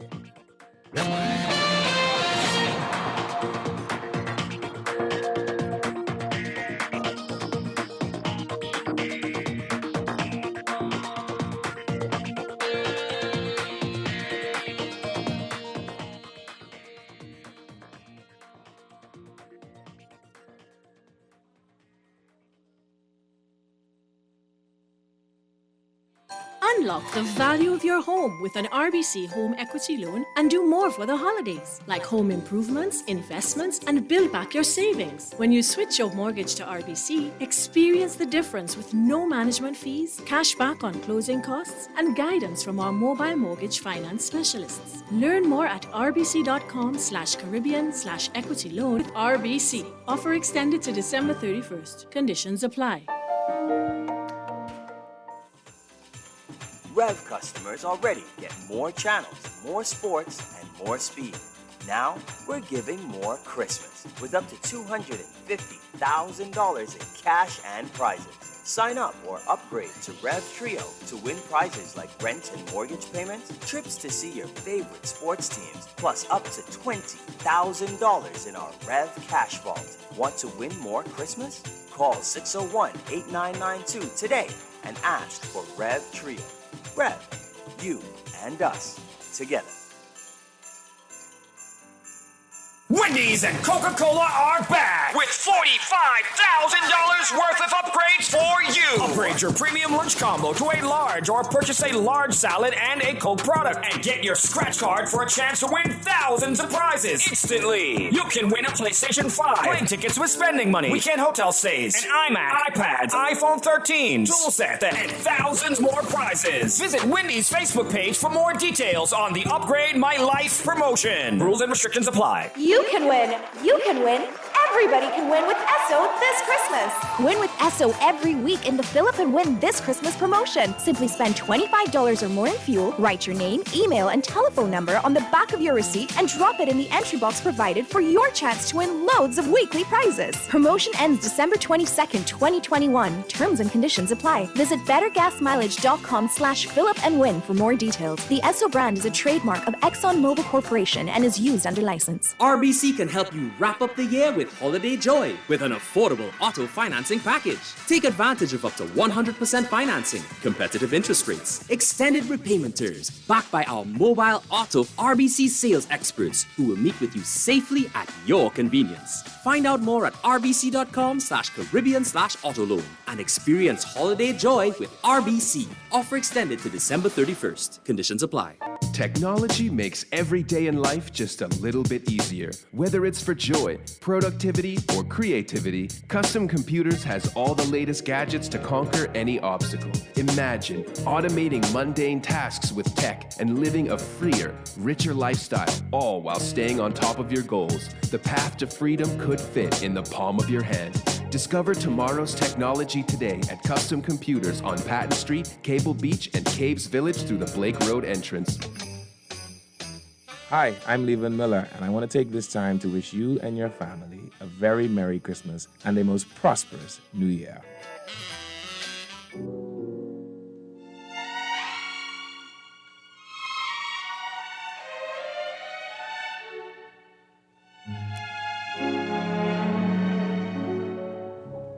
Chestnuts roasting on an open fire,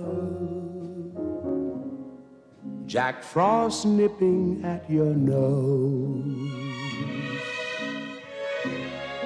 Yuletide carols being sung by a choir, and folks dressed up like Eskimos. Everybody knows a turkey and some mistletoe help to make the season bright.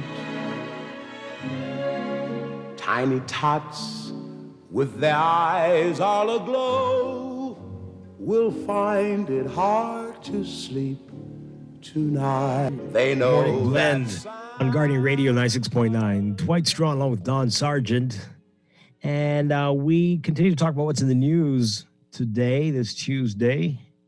And we're going to get to Carnival in just a second. I just want to read a couple of these messages that came in talking about booster shots and COVID. See, sometimes I wonder if we are still in March of 2021. March, even 2020, with some of the questions. I mean, this text here, Dwight, can you take the vaccine if you have COVID-19? Inquiring minds would like to know.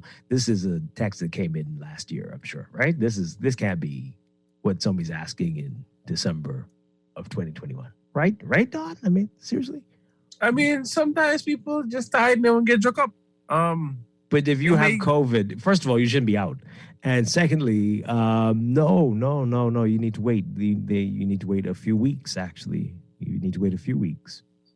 Yeah, I think you do develop, and here's the trigger word for people, right? You do develop some natural immunity to COVID that necessarily lasts very long, it seems.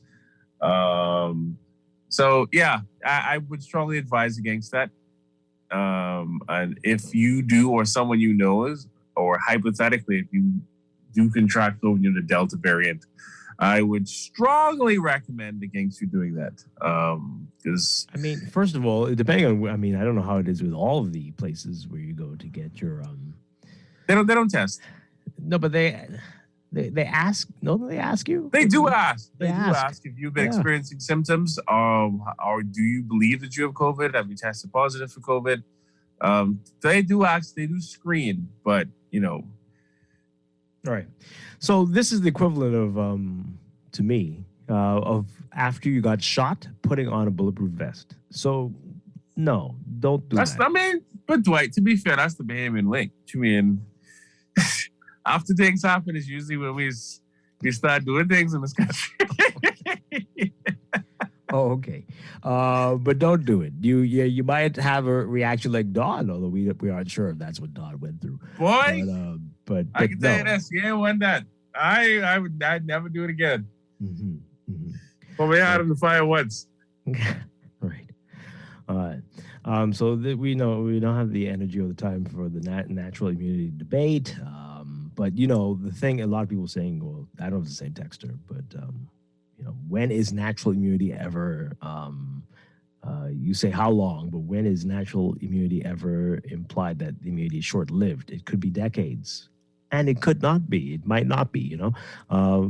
People were talking about it earlier about bodies and antibodies waning after a while for those who had COVID, and so that's what's been the concern. Now, you're talking about how it works with other diseases, but this is something different. This is something new. This is why we're calling it the novel coronavirus. We've never seen it before. It's doing things that are surprising. It's surprising people. Also to note, I think the natural immunity seems to work for certain strains of coronavirus. So if you've had a strain before, you may have some more resistance against that strain.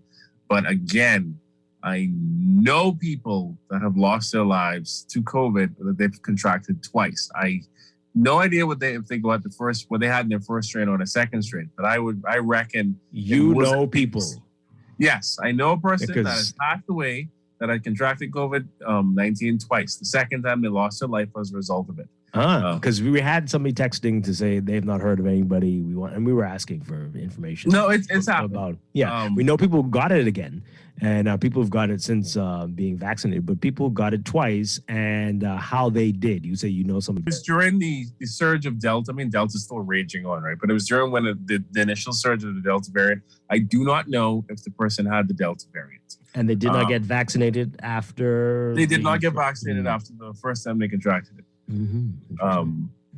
But again, I don't want to be too specific because there's a family attached to that story. My condolences to them. But I'm just saying, I would not want to test theory. It'd be kind of like if we were in the late 1980s, early 90s, and like HIV and AIDS was rampaging, and some people said, "Well, I have natural immunity." Just no. Just if you have an option to use protection, please just use it. Be responsible.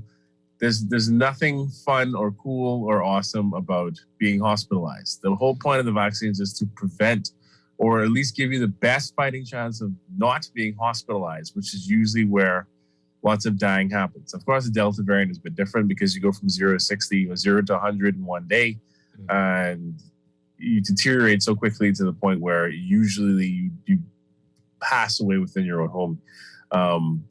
Due to overwhelming of the healthcare system. Just saying, point is to avoid hospitalization and getting critical and needing a respirator and all that kind of stuff. One last on this because we got to move on. This person says natural immunity lasts for life because even if antibodies diminish, our bone marrow remembers. This isn't to say that everyone should catch COVID, but making it seem like the vaccine is the only way to be protected is wrong.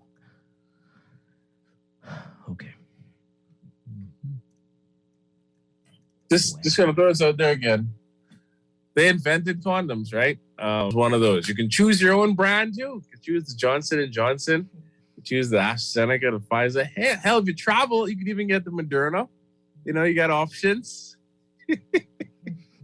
I'm just saying, just take advantage of it. This is why I was actually surprised people weren't taking the Johnson & Johnson, which seems to be like I don't know how everybody's going to be, but people seem to not be getting bad reactions from it compared to Pfizer and AstraZeneca. I don't know. It just seems like the logical one and done solution. Pardon? Most people aren't getting bad reactions to any of them. It's some people, but not most. So, especially as we mentioned earlier, depending on the age group you're in, some people felt not a thing, especially with AstraZeneca. And so it's been different experiences for many different people. I felt like I was anyway, we don't make that. I felt beaten. They should do a study on you. You should be a part of a group to find out what about you made that like that. That would be interesting to know. All right, let's move on to situation. So if you've been listening to talk shows, people have been calling in, revealing things that were not necessarily common knowledge, that the political parties have been intimately involved in bringing carnivals here at Christmas time for apparently decades. Some older people seem to know and some in the know knew, but to the rest of us, it's like, what? And this explains a whole heck of a lot. We'll talk about that in a moment. But in the Senate, it came up yesterday just how deep this is running. Take a listen to this report from our Jasmine Brown. Free National Movement Senator Maxine Seymour was the latest member of the opposition to add her voice to the mounting controversy surrounding the Christmas carnival. While speaking in the Senate, Seymour tabled a letter from the Ministry of Finance that showed permission was granted to the Progressive Liberal Party to import the equipment for the event. It's all rather confusing how this thing goes, Madam President. The letter, which was signed by Whitney Kenny for the Financial Secretary, was undated and addressed to PLP Secretary General Barbara Cartwright. It stated, "Reference is made to your correspondence dated October 28, 2021, in connection to the subject matter as captioned. I am directed to advise that approval is granted to the Progressive Liberal Party for the temporary importation of equipment, apparatus, trailers, and supplies for the Carnival Extravaganza of 2021. It stated approval was granted under the provisions of Section 186 of the Customs 86I and 94-2B, and the bond requirement for customs was waived. It also stated that the Comptroller of Customs was advised by a copy of the letter. Seymour tabled the letter after being prodded by PLP Senator Darren Pickstock. The Honourable Senator seemed again to suggest that there was some sort of approval. But I would just say, and just as a general note, that if these statements are being made, that they should be supported. And so if there is no support for that statement, I would just ask the Honourable Senator to retract that statement and come back to this Honourable House with some sort of approval proof that she is alluding to. Madam President, I have a letter here that's sent to Ms. Cartwright, Barbara Cartwright of the Progressive Liberal Party, the Secretary General, and it's sent from the Ministry of Finance. And it's a temporary import, Carnival Extravaganza 2021-2022. The carnival, which is typically an annual event, has been the subject of much controversy, with quite allowed to take place amid the COVID-19 pandemic. Despite reports from the Ministry of Health that the event had not yet been given approval to operate, Joseph Alberts, manager and coordinator of Midways by McCaffrey Enterprises, said earlier this month that the carnival would open on December 10th after Prime Minister Philip Brave Davis gave approval. However, Press Secretary Clint Watson said last Thursday that the Ministry of Health will not give the operators approval to operate. The operators had already set up the carnival site on Fort Charlotte. The rejection that was recently announced, I'm just keeping an eye out to see whether or not it could possibly, and I'm not suggesting it is, just have been staged, and maybe we might come back, with another illusion type situation where eventually it's approved, Madam President, and our Bahamian children are indeed on the merry-go-round this holiday season. I know the fine publicists in the government will do their best to make this debacle go away and come up with a spin of some sort where they would have implemented additional safety measures. Reporting for Guardian News Network, I'm Jasmine Brown. All right. So last week I mentioned it, and I said, it makes me kind of sad that we've got the cabinet talking about this like this. And this is such a big issue that the Prime Minister and the Minister of Health and all these people this is captivating the whole country's attention. When in a, oh boy, be careful which word I use, normal, real, anyway, these are city issues that they should be managed on a city level. If we had a city-type government, local-type government here, this would be the way it's done. And then what we suspected last week was that the left arm of the giant octopus didn't know what one of the right tentacles was doing. And that's why the health thing got lost, and people didn't realize it. You can't just get the approval from finance and whatever. You need to get health now because of COVID and all this stuff. And even though some people in health didn't realize that that's how it worked. But this really shouldn't be this big an issue for the whole country to be paying so much attention to. And then on the other hand, what's with the political parties? But that explains why I got such a strong reaction. I got a very strong reaction when I said that last week, Dawn, about local government should be responsible for events like this. And people were carrying on. But I see now, because this would upset the way of life for a lot of people. This how we do things in the Bahamas is beloved by the people who are getting things Dwight, you're saying done. it wrong. You're being very politically correct. Am I? This is a gangster operation. Well, that's what it is. Yeah, and they don't like people to talk about stuff that would change. They that. gang banging. They got their gang signs, the This is symbols of madness. the party, and then they got their colors, they got their shoes and everything. They stop. I think a bigger question here, right? Because this is what makes the merry-go-round makes your head spin, is the whole situation with the Ministry of Health, right? Considering the PLP is the government of today, they are the de facto government of the Bahamas. This is technically, am I wrong in saying this, Mike? Correct me if I'm wrong. I want to get this right. This is their event because the PLP got approval for the carnival to come here. Am I correct? Based on what was presented in the Senate. They're involved. They're involved. All right. Heavily involved. This being denied means that they technically didn't themselves go through their own proper processes through government to ensure that their own event happened and it was canceled. Not canceled, but denied permission and rights from the Ministry of Health. Well, perhaps they didn't think that they had to do what everybody else is required to do, which is also seek the advice of the Ministry of Health.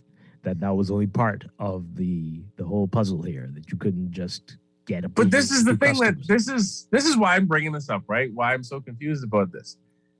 This is like it's not as though it's a private citizen bringing things in or private individual bringing things in, and they didn't just know. Right? That was how the story seemed to have been presented to us previously. But now, based on being involved in this, the party's involved in this. How does this is why it's so confusing. You are the government. It's not confusing. You didn't think you had to do what everybody else had to do. Oh, that's what it is. You thought because I thought they'd have a you meeting. are Don't they the have like a WhatsApp PLP. group or something where they talk to each other? Come on. In any event, I want to talk about if we feel comfortable with the political party. That's that. And everybody's so, oh yeah, you didn't know that? You didn't know that? Like, no, I didn't, because I wouldn't have been smiling around here happy if I knew that. That's foolishness. That makes me then that sounds sensible to you for the party to be involved? How many things in this country are like that though? Because Everything from who pumps the sewer, everything is the parties, every single blessed thing. And everybody's around here. Whoever's not happy is because they're not involved. They're not getting. Well, I'll say this. I'll say this, right? We talk about the gangster operation. I remember years ago, that had been under the Christie administration. A friend of mine told me, "Hey, man, I just got this contract to do this roundabout, right? And I had a little landscaping. I had a landscaping business at the time. And I was like, huh? Really? You had a landscaping? Oh, yeah. Why you gotta do what you gotta do? You gotta hustle. Okay. Close most of them. Fair on this boulevard, right? You gotta do what you gotta do. So anyway, I had my landscaping business. I had about 4 guys underneath me. And a friend of mine who got some contracts was telling me what the process was. You applied, make sure you got the business license, you could do the work, yada, yada, yada. And I said, cool, I will apply, see what the process is like. So I went, and I'm going to be too specific. And I was told that I needed to go and seek the guidance is the wrong word. I needed to go and talk to a member of a party in order to have things done. And I had to set up a meeting. They gave me a number to call. And I said, but wait a minute, I am at a government ministry. Why are you sending me to a private political party to get a contract? Not even to apply. I'm not even guaranteed to get this. I'm just applying. And if my bid is good or whatever the situation is, then I'll get it. But if not, I don't get anything. So why am I doing this? And I talked to a friend about it, the one who got the contract, and he informed me, yeah, he'd do the same thing. And that's how he got his contract. And be that as it may, shingles, right? But anyway, I'm just saying, I am not shocked that this is the case. So my only question is how deep does this rabbit hole go? Because I was under the impression that political parties raise money from its members. Now, you can argue the whole thing, maybe members are going through the party system to do this. But now it all makes sense as to why there was such fierce resistance in the past to campaign finance reform, as to who funds and how political parties are funded. Maybe it was the desire for not a lot of these things to go public. Or, I dare say, maybe there's more instances of these things happening. Yeah. Or maybe I'm wrong entirely. No, you're probably not wrong. Let's go to the phone lines. But someone did point out to me, and I realized that the last time I went, I haven't been in a while, but the last time I went, there was a person who looked familiar at the gate with a counter. And every time you walked in, there were, I'm like, okay, I didn't know what that, but now it makes sense. Now it makes sense. Special place, special place. Let's go to the phone lines. 323-6232, 325-4316, 325-4259. Tweet us, Facebook us, text us, 422-4796. Caller, good morning. You're on Morning Blend. Good morning. Hi. Interesting conversation. First thing what I recognize in the letter that the senator read, it didn't say that they was given approval to operate. They said they was given approval to bring the stuff in. Okay. Yeah. Let me give you an example. If you ever built a building before, Ministry of Works would approve your building to be constructed. Once your building is constructed and you're ready to occupy that building, even though the building is constructed, you can spend however amount of money you spend to construct the building, you still need to have electricity, you still need to have water, you still need to have proper sewage disposal. If you don't have those things, the Ministry of Works would not grant you an occupancy certificate to occupy that building. Thing with the carnival. Now, the thing what happened, I see where these persons who've been governing our country for the past many years, is they don't get out ahead of the story. They allow the other side to set the narrative about the story. When the story first broke, the people in the PLP should have come out and said, look here, we got permission to bring the carnival equipment to the country, but we did not get permission to operate for the carnival to start operating. It just they give you, like I said, a building, constructing a building. It's a simple example. Ministry of Works is the same person who give you permission to construct your building according to your approved Ministry of Works plan.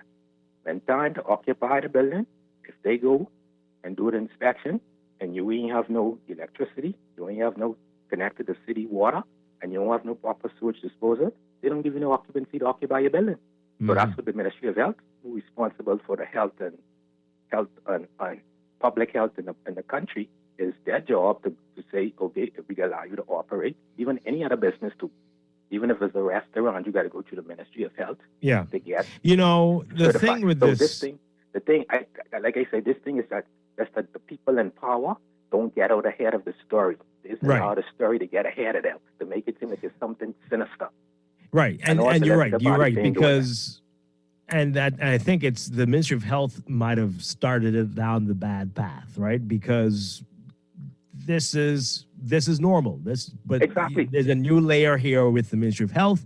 And so just don't say, I don't know how they got approved. No, just say, we haven't gotten to that point yet. They did get approval from this department and that ministry, but now it's very simple. It didn't say to operate. Right. It didn't have to get this complicated. The English language is a serious thing. But certain people were trying to make it look like something untoward happened. And exactly. And I said because they didn't get ahead of the story. They allowed the story to drift and go in all kind of directions. If they will hire me, I could be the public relations person rather than being a foreign consultant. Oh, dear. They might need quite a whole team. They may need a whole team. All right. Thank you very much. Appreciate it. This person here, Don, listening to what you said earlier, tell Don to stop lying. Why single out the Christie administration? F&M ministers build homes. All were... oh, dear. Okay. So it's been happening not just under one Hold on. Let me address it. No, I'm not singling on Christie. It just so happens that he was prime minister at the time when I sought to apply for the contract. I didn't bother again after I was told how the process works. I didn't bother under the next administration because from what I was informed by persons who also worked in that industry, that they couldn't get contracts because I wouldn't say the system had changed. Obviously, government had changed. And as a result of that, the process slightly changed and formed. It just goes in the opposite direction. So this whole thing we talk about with Carnival and the political parties being involved, it seems as though lines get blurred or have been blurred for some time. At least that's the optics of the situation. But again, I'm not singling out Christie as saying he's different from any other administration. And the situation with people from the F&M being broke at one point in time and all of a sudden building big houses. That's been a long-standing issue in the Bahamas, has it not? It seems as if when persons get into positions of power in the House of Assembly, not all, but some, they become just excellent at business and just overnight just have success. No. The financial institutions are more willing to to accommodate you once you have an established. Again, you put okay. You have advantages that the average person doesn't. Yeah. Let's put it that way. Some nefarious potentially, and some not. Right. But the optics I of it feel are it's always straying terrible. a little bit, but okay. I'm just saying. But I'm not singling out Christie. If it was Ingram at the same time, I'd have said the same thing. But I was too young at the time when Ingram was in power. So it doesn't matter who the prime minister was. Governments in the Bahamas. Yes, these are issues. This text, we need to take a break. Let's read a couple as we go to the break. This person says here, how slow is our news cycle that this carnival foolishness continues to dominate local news for the last few weeks? Are there not more serious issues to address? Oh, absolutely. Absolutely. For us to address and for our politicians to address. And yet here we are. But, this is what the political parties put their energy into. So look at that. Wow. Another one here. I always knew it would open, but Senator Seymour, that was one time when a politician brought the receipts. She produced the evidence. Okay. We'll see. We'll see what happens here. Okay, just one quick question. Are we the only people that have a problem with the fact that this is a private business enterprise and I a think political so, party? Dwight, because no one's talking about it but us. They're like, oh, well, yeah, okay, that's it. Yeah, that's great. No, it's not great. It's not great. Just one Not point. great. One point. I know we got to go to break. Does anybody remember? Do you remember Firefest, Dwight? Unfortunately. Yes, Firefest and Outfitting Zuma. Remember one of the things they said is they had the tacit support of the government of the day, the political party of the day. Something that was mentioned and seemed to just disappear into whispers of the wind. I didn't believe that nonsense at the time, but now I have to question some things because I didn't know that the carnival ran like this. And this is why I asked earlier, how many other things in this country operate as such? And then I have to ask, is it supposed to be the responsibility of the political party? And does anybody see anything wrong with that? Or are the institutions of government supposed to be responsible for these things? I don't know. I don't even think they should be. I don't think political parties should be involved. Should only be there for approval and to ensure that they meet the requirements. Involvement beyond political government. parties, government. Not, I don't know how political parties get in this. Here's a suggestion. Campaign finance reform legislation. That was promised us before. I think it's something that needs to be brought to the table. I do not expect to see that in my lifetime. We'll be underwater before that happens. Yeah. But I would love to see that on the table. It helps the political parties once and foremost, not just clear their name, but to keep speculation out of the air, and it also informs the public of what's really happening with the finances of the parties. So again, I want to recommend that campaign finance reform. Indeed. Let's take the break. This is Morning Blend on Guardian Radio 96.9. Stay with us.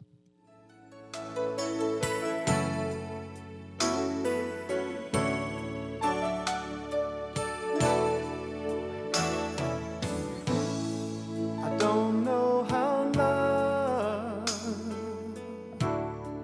could do this to me.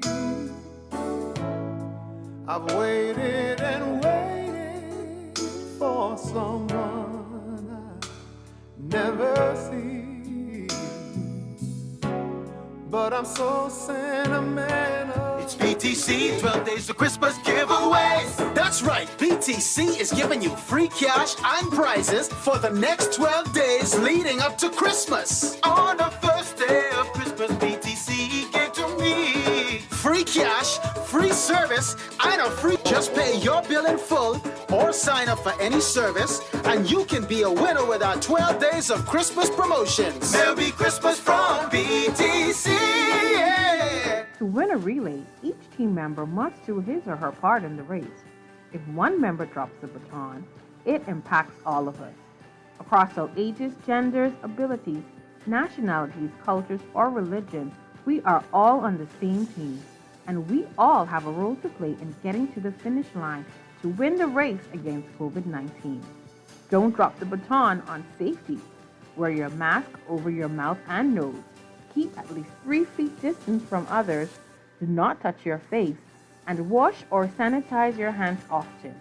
Together, we will win. This message is brought to you by the PAHO WHO Bahamas and Turks and Caicos Country Office, the Ministry of Health, and the Healthy Bahamas Coalition. What does Christmas mean to you? What about making a loved one's face smile bright or driving your own car? CIBC First Caribbean gives you % financing on auto loans. Apply online and let our auto financing take you places this Christmas. Visit CIBCFCIB.com for more information. Terms and conditions apply. It's a different kind of Christmas, but everything is here. Yes, everything is here at Shop Smart Department Stores. 2 locations just for you. One on Mackey Street next to RBC and in the Prince Charles Shopping Plaza. Come on down. Everything is here. At Shop Smart. At Shop Smart. At Shop Smart. Oh, everything is here.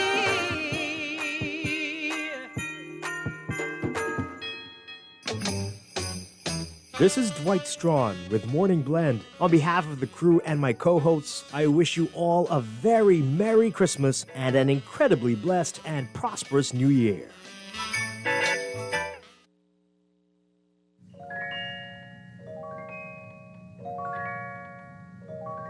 You know Dasher and Dancer and Prancer and Vixen, Comet and Cupid and Donner and Blitzen. But do you recall the most famous reindeer of all? Rudolph the red-nosed reindeer had a very shiny nose, and if you ever saw it, you would even say it glows. All of the other reindeer used to We're laugh back here and with call Morning him Blend on names. Garden Radio. Never Dwight Strachan. let poor Along with Rudolph Don Sargent. join in any reindeer game. Okay, on this Tuesday morning, we're going to take a break for news in just a sec, and then Morning Blend Business. We're going to be talking about some of the business news in our business news roundup today, including hoteliers apparently concerned about all this talk about a minimum wage hike and a livable wage. Really now. All right. We're going to get into that. So, Don, you stick around for a few more minutes? Yeah? All right. Let's break for the news and be back. This is Morning Blend on Guardian Radio 96.9.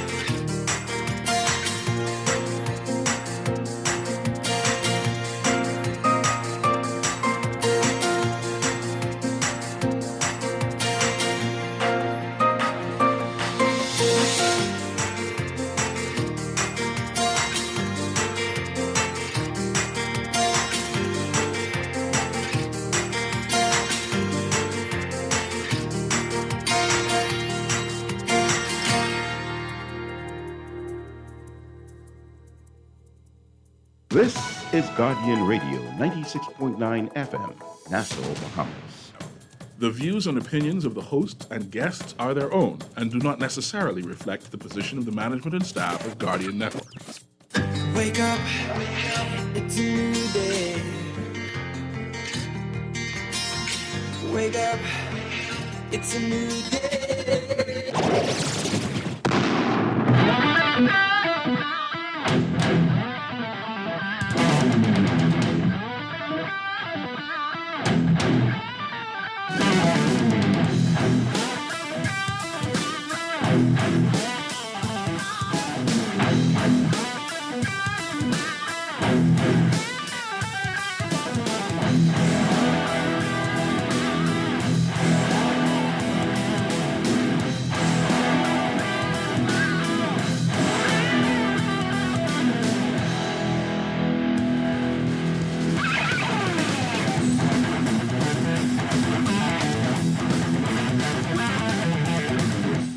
Good morning and welcome to Morning Blend Business on Tuesday, December 14th, 2021. Welcome back to our Morning Blend listeners. Once again, I'm Dwight Strachan. Don Sargent is with us. And this morning, we've got another business news roundup looking at some of the hot issues in the news in business world today. And from the Guardian business section, big story, hoteliers concerned about plans for wage hike and a livable wage. Oh boy. In this story, hoteliers are on high alert regarding the government's plan to review and increase the minimum wage and implement a new livable wage, according to Executive Director of the Bahamas Hotel Employers Association, Odeka Gibson. Last week, Prime Minister Philip Davis signed a memorandum of understanding with the United Nations International Labor Organization for the adoption of the Bahamas' Decent Work Country program, which, among other things, provides for the enactment of legislation to establish a livable wage, a comprehensive review of the Minimum Wage Act, and an increase in the national minimum wage. Gibson says that it's among the most pressing issues for the hotel industry, second only to the ongoing impact of the COVID-19 pandemic. She said while addressing the Bahamas Hotel and Tourism Association's annual general meeting, in addition to our members' concerns about the continuing impact, right now for the association, the issue is the increase in the minimum wage and the introduction of a livable wage. You will recall that prior to the general election, there were several pronouncements made concerning a memorandum of understanding between the then opposition, PLP, and the National Congress of Trade Unions. At that time, the association took note of the fact that it was agreed there would be a minimum wage increase and that there would be the introduction of a livable wage. Of course, events have now overtaken those pronouncements, and we now know that as a matter of government policy, both a minimum wage increase and the introduction of a livable wage are on the horizon as early as 2022. Now, weighing in on the matter, Atlanta's Vice President and General Manager of Convention Services, Carlton Russell, said, quote, as we approach 2022, the conversation around the minimum wage is a concern. Hotels are just getting back on their feet, and an increase in labor costs will have huge implications. The minimum wage was last increased in 2015 from $150 to $200 Christie administration.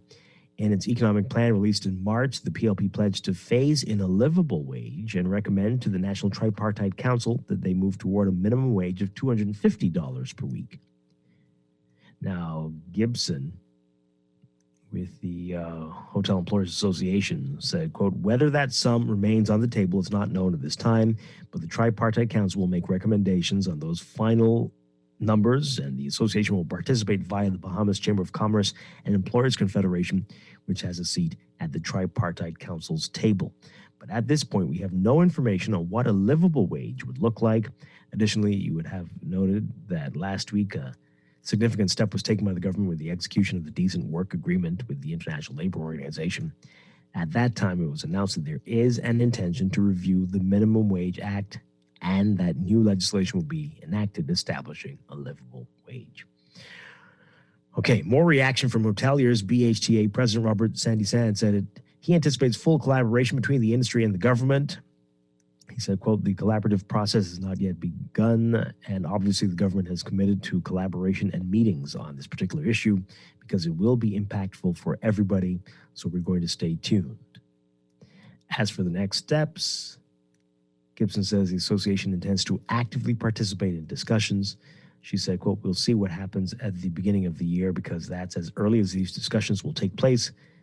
That is our most pressing issue at this time. Okay, so you heard there Atlanta saying that hotels are just getting back on their feet and this will have major implications. What say you all? It's 2015, a long time ago, and the cost of living is only going up and will go up even more, as we are told, in 2022. And whatever the minimum wage goes up to likely will still not be suitable. Let's talk. 323-6232. 325-4316, 325-4259. Tweet us, Facebook us, text us, 422-4796. Do you think what Carlton Russell was saying is right. That maybe this isn't the time. Maybe we just need to hold off a little bit. Yes, we need to address it, but we're just getting back up. Some people are barely working. Some people aren't working full shifts yet, especially in the hotel sector. Let's get everybody back up and then look at it, or is it now or never? But isn't it a phased approach? I don't presume they're going to bring. I don't know. I'm asking. Is it a situation where they're bringing forth legislation to raise the minimum? It takes effect immediately, or is this going to be something? There's going to be like a phased approach, where it's going to be drawn out. So let's say 6 months from today on. Let's say they bring us out in January. July 1st, 2022 is when it comes into effect. What, 2023? I'm just asking because I'm sure they'll say that's not phased. They'll say that's immediate. Phased would be... I'm just asking. I don't know how the current setup is going to be. Mm-hmm. It's unclear. The livable wage one and how that's going to work, that may be what needs to be phased, but I don't know how you would do phased. I don't see the livable wage one happening. I'm being honest. I foresee businesses absolutely raging against that. Are we going by the livable wages survey that was done by the Government Public Policy Institute at the University of the Bahamas? Which it's unclear. But because they did a survey on this and determined it was like $2,600 a month for New Providence. I thought Freeport was cheaper, and then Freeport was $3,600 and something bucks a month for a livable wage. Freeport could never be cheaper in anything. I'm saying, based on those things, a lot of payments aren't making that $2,600 a month, and the structure of which how hotels set up for labor doesn't really, depending on your position, there are people making more than that in the hotel, but there's a lot of people making under that in the hotel. I'm not surprised that the hotel isn't excited about it. I think the hotel's concerns are also valid. But at the same time, the cost of living in the Bahamas, unfortunately, if you've been paying attention, Dwight, even if you're trying to get a number one at your favorite establishment, the prices for that have gone up 3 times for the year. Yeah, inflation has hit the Bahamas pretty hard. And life was already basically living in Switzerland in the Bahamas in terms of the prices. And now it's only gotten worse. So I don't know. All right. I'm not an economist on this. I will admit that I am out of my depth as to what is the right approach. But I do think making more money for an average citizen seems to be if it's phased, the right solution. Just my opinion, though. Yeah. We were talking about it yesterday. I mentioned to Laverne that the product that I buy has jumped in price. Last time I bought it was in September, jumped in price from already pricey $8 to 11 something when I bought it last week. I'm like, what? How? In 3 months? It didn't jump 30 cents. $3 whole. How is that possible? But that is likely what we're going to be seeing a lot more of in the next year. But with the livable wage, when you look at what other countries do, it is it's not the law. It's like a suggestion. This is how use this employers as a guide on what would be right to pay people. Because people are, as long as I don't pay you minimum wage, you should be happy. But no, is it really, what is this? How can I live with this? And if you have a livable wage, and this is recognized as the standard, employers can judge what they should be doing. Now, the UB's study, we did a couple shows on it, and there's been strong reaction to it. And some people are angry at what was determine what was the final results from the study, which is why were they angry? I don't understand what that reaction, but because I guess it's too high, and they know they couldn't possibly pay their employees anywhere near that, and that says a lot. But the cost of living in this place is high, and so is the cost of doing business, unfortunately. Yeah. So that's where government comes in. Like, you need to see what you can do, what type of policies you can put in place to living. We just can't continue to just say, oh, well, that's how it is, and move on. When countries further south of us, their cost of living isn't this high. And they have proper they're addressing their housing crises as well, which is something we seem to be paralyzed of doing. And I was hopeful the administration would address that, but then they failed in spectacular fashion. But here we are, Dwight. I think, though, not just for the situation with the hotels, though they're absolutely relevant in this conversation as well. I also wonder about the impact on small businesses, because if anything has been happening, rent has been increasing substantially in New Providence. From what I've seen, not just the advertisements, but just looking on for rental spaces for businesses and shops, it's becoming more and more untenable. I think a lot of businesses are going to have either fewer brick and mortar locations or just none, and operate purely from an online basis. Because literally the cost of doing business here is so astronomically high in comparison to the size of the economy and how much you can take home.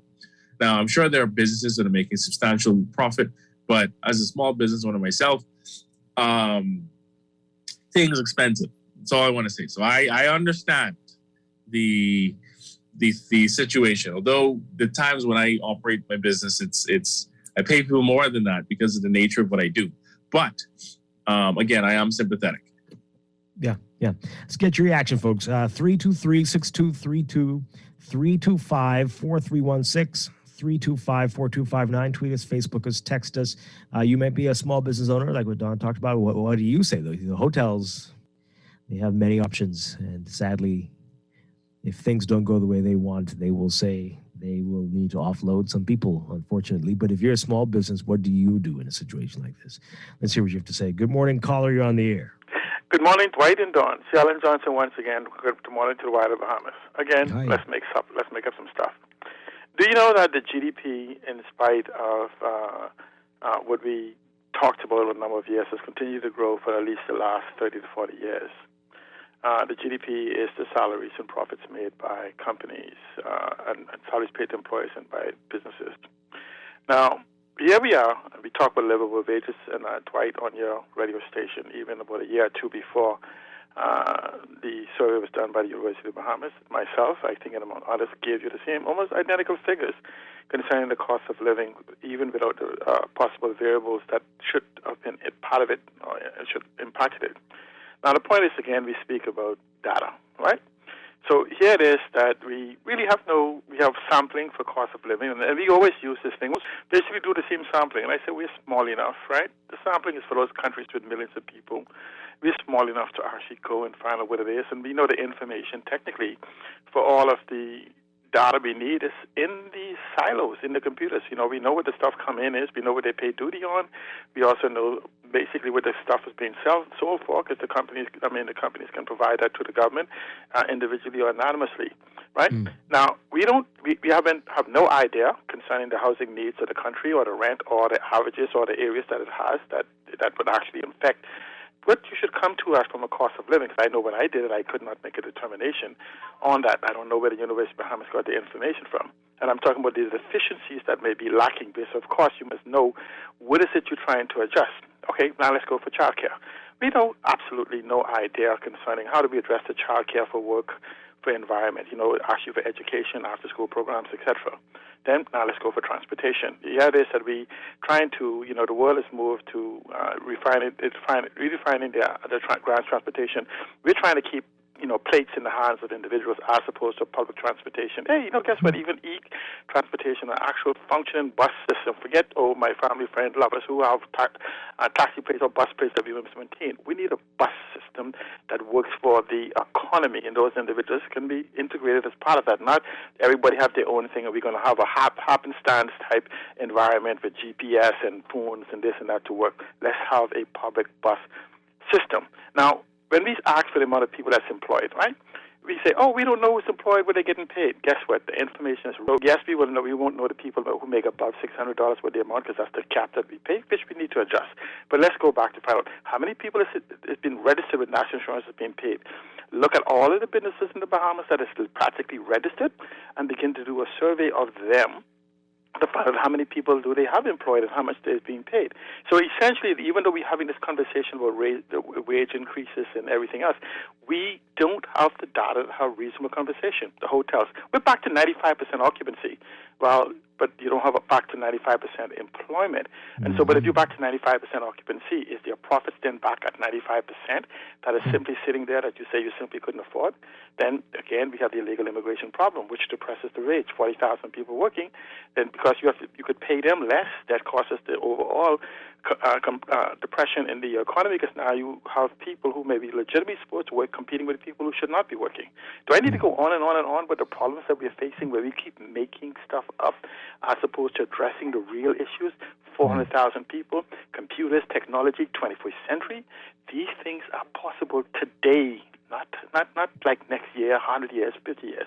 And I'm simply saying this, and when they meet us, they're going to beat us. Wow. Okay. See, Alan, thank you very much. Appreciate it. Just one point to that, Dwight. The data and the information for the living wages survey actually is available online. It's from the Government Public Policy Institute at the University of Columbus. You can I don't want to say just Google it, but the link is kind of lengthy, but it's called the Living Wages Survey. It was revised, I think, in May 27, 2021. It actually goes into information about what the average rents are. It talks about how they gather their information. It goes into meal plans and why the structures and the costs of the living wage, right? Like in terms of how much it costs you to buy food, childcare, all these things. They did work those things out in the survey. Now you can disagree with the methodology or some of the information, although I don't see it disagreeable. But there's a debate that can be had there. But I don't think we can say that we don't have the information. At this instance, this survey, I don't think is intellectual masturbation. This one, I don't think. So, okay. That's all. Yeah, if you can't find it, you can look for it on our social media from when we did it. I can't remember exactly which month that was, but that was last year. And I'll try to repost it later today. Okay, we've got another call. Yes, good morning, call. You're on Morning Blend Business. Hey, good morning, Dwight, and good morning, Dawn. How y'all doing? Doing well. Good morning. Okay. Dwight, last we spoke, I had wished Dawn a happy belated, but I just remembered you had also celebrating her birthday, and I forgot to mention that. So happy belated birthday, Mr. Scardner. My sincere apologies. But interesting conversation. Some interesting conversations you had on the first side of your show, Dwight. I chose not to participate for personal reasons, but very interesting conversations nonetheless. Some of it I consider forced errors and bad and poor communication and miscommunication, and I've already spoken to it. But you had Which part? Oh, you mean that? Yeah. Sure. I don't want to touch it, Dwight. Right. But you had a male caller who touched on some of the critical points that were glossed over and that were lost in the entire conversation, and you were agreeing with the points that he was making. I would have made those same points last week sometime on Warren show, but nonetheless, and some more to go with it. But this conversation of the increase of minimum wage and a livable wage is a critical conversation, Dwight, that I'm happy that you brought, and I'm happy that you have Dawn on with you. Palm should have been on with you as well for this segment. But nonetheless, Dwight, and good morning to the nation if I didn't say it.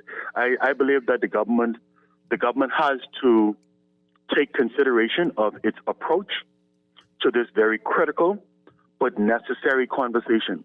And I believe that the approach that is being taken on by the government is not the right approach, okay, frankly speaking. I believe, and I've spoken to this already and gave recommendations from UB released their findings on what the minimum wage is, and Dawn, that minimum wage was limited to over the hill. That was the minimum wage at the scale to be able to survive living over the hill with the expenses that go along with living over the hill in the inner city communities. That wasn't middle class living. That wasn't class living, middle class living, and certainly not upper class living. Okay, so let's make that very clear. I believe that is very important. That is correct.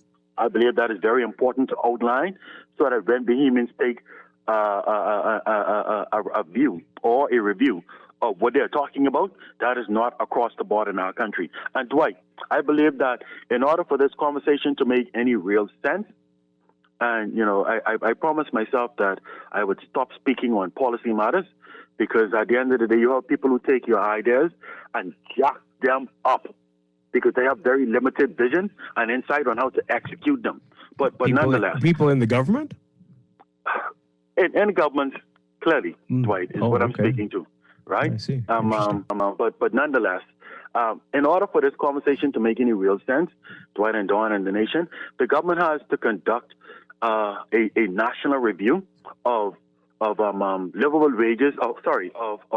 Of the ease of doing business in our country. Okay, and the government has to achieve those metrics and measures to ensure that conducting business in our country is as easy as possible, right? The government has to take a look at the cost of living in our country in order for this conversation to work in any realistic way, Dwight, Dawn, and to the nation. And the government has to see through its policy and legislation together, combined, how it can ensure that cost of living is brought to as low a pinnacle point as possible before we even begin to look at this necessary, I agree, conversation of the increase of cost of living. The increase in wages and the increase of the implementation of a minimum wage. And then, of course, when you look at the hotel sector, the government extends incentives and tax breaks, etc., to this sustainable.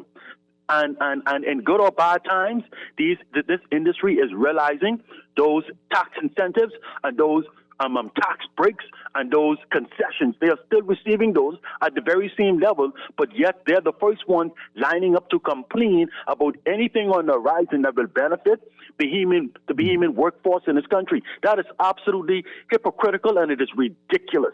And the government has to take a second and hard look and a close analysis on how it will review its approach to the incentives and tax concessions that are provided to the number one industry in this country, and ensure that that approach should ensure at the end of the day that there's a sliding scale in place and that these hotels are performing to that scale, and when they are not, they understand what is being presented and what will be placed on the chopping block. That's the only way we're going to gain any level of equity. The government has to re-approach this most favored nations clause that is created havoc in our country since Atlantis came with the major hotels operating across our country, not just in Nassau, but across our country, which is also unsustainable. I'll end it right there, Dwight, for the sake of discussion. But the approach has to be a comprehensive approach. It cannot be a limited, myopic approach to this conversation. Otherwise, we're going to end up with a disastrous result.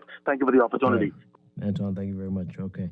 Let's take one more call before we take a break. Good morning, caller. You're on the air.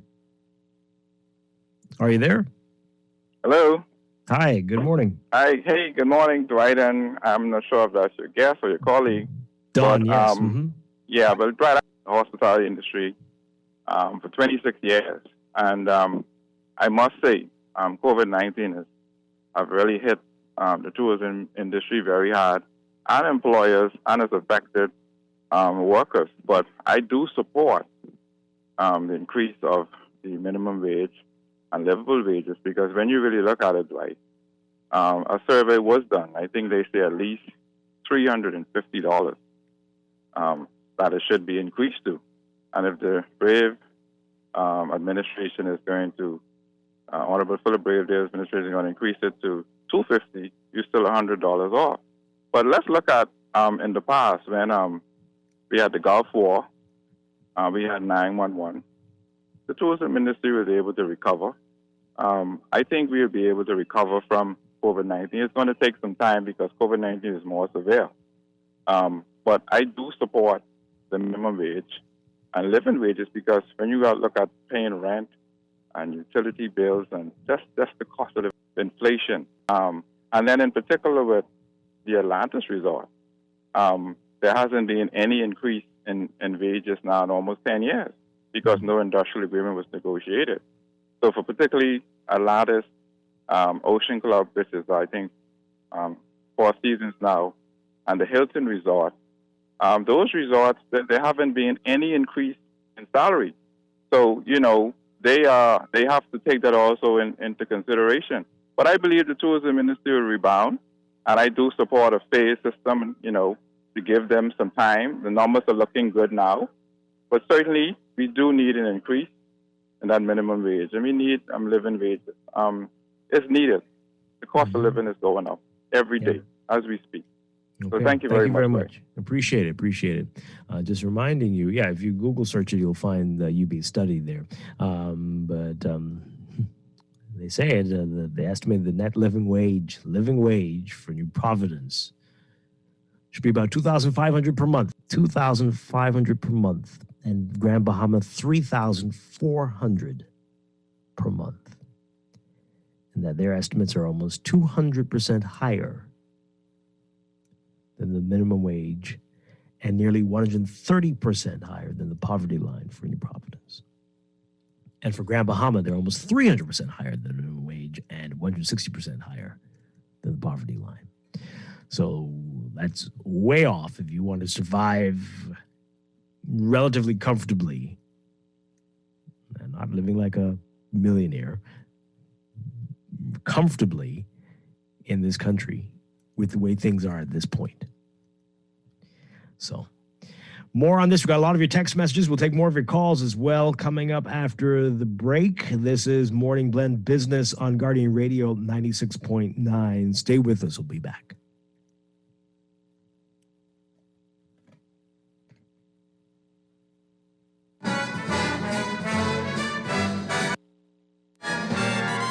Oh, the weather outside is frightful, but the fire is so delightful. Since we've no place to go, let it snow, let it snow, let it snow. It doesn't show signs of stopping, and I brought some corn for popping. Lights are turned down low. Let it snow, let it snow, let it snow. See something? Say something. Call Crime Stoppers Bahamas in Nassau, 328-8477. That's 328-TIPS. Or from the Family Islands, 242-300-8477. That's 242-300-TIPS. Be safe and happy holidays, Bahamas, from the directors of Crime Stoppers Bahamas. At Fidelity, the holidays are all about family, spending time with loved ones, and being thankful for the little things in life. Worrying about bills should be the last thing on your mind, especially during the holidays. Let Fidelity help you get your bills under control. Fidelity can also get you started with a real savings plan that actually pays you interest. The only thing you need to think about is what you will do with the savings in your pocket this Christmas. Now that's what I'm talking about. Fidelity Bank is here for you this holiday season because you are family, and family is important to us. This traffic report is brought to you by Shield Insurance and Prudential Loss Adjusters. In our final look at traffic this morning, Southwest region has experienced a moderate flow all morning long. Drivers living along Glacier Road will admit that the line has not been as lengthy as it has been for most mornings. And though you still got some wait time there, it's been a much shorter wait time. Same thing actually happening on some other highway. Not as extensive of delayed lines there on getting out onto the main thoroughfare at Tonicsburg and Darling. Relatively easy ride leaving Carmichael Road, getting on the Blue Hill Road, and it's only at the top of the hill on Blue Hill Road. It's a bit slow getting into the Tonicsburg and Darling roundabout below. And as for the remainder of the outlet, traditional things are going on. Solid bumper-to-bumper traffic on Marathon Road, headed out there on the Wolf Road. Solid traffic on Soldier Road going into that Wolf Road intersection. Eastern Road traffic is heavy coming in. Still got a lengthy traffic line trying to get out there on the Shirley Street. And West Bay Street has really slowed down. Not as easy a ride coming along that route to get into the city. And the entire inner city area is seeing just nominal morning flow of traffic. Given another 30 minutes or so, and a lot of what we call morning commute will be entirely over. Unfortunately, we don't have any reports of any major incidents, accidents, or things that would have made a major detour in your commute this morning. For this NASA Traffic Report, it's service of the Paint Place. 25 years of providing quality products at affordable prices. They are the sole distributors of Benjamin Moore and Richard Paints and now have a 20% store-wide sale going on. The Paint Place, with knowledgeable staff in 3 locations, Bildney Lane, Sandy Port, and Marsh Harbor, Abaco. With your Ride Sky look at traffic in real time, I'm VANN. Michael was in a horrible car accident. Prudential Loss Adjusters managed his claim and got him the settlement he deserved. Sierra's roof received hurricane damage. Thanks to Prudential, she and her kids are happy with their claim settlement. Tammy fractured her ankle in a slip and fall. Prudential saved her time, money, and peace of mind. Prudential Loss Adjusters are here for you whenever a tragedy strikes. Call 322-4026 now. Protect the things that really matter to you. Shield Insurance is your insurance needs through this beautiful adventure we call life. From automobile to home to life and health, boat, liability, construction, and business insurance, Shield has affordable policies, flexible options, friendly service, and the expertise to protect your hard-earned assets. Shield Insurance agents and brokers in Nassau, call 356-7202 or Freeport 352-5945. Helping out each other, family and everybody. It's a simple act of kindness with you, me, and RBC. RBC wants to spread acts of kindness during this festive season. One simple act of kindness for our friends, co-workers, and communities can cause the brightest smile. Help a stranger, give a food basket, or call an elderly person. Share your stories at facebook.com/RBC Caribbean. Acts of kindness, RBC. Let me ask you a few questions. What's your name? Pam. Favorite food? Steak. Beer or wine? Wine. Is your money safe?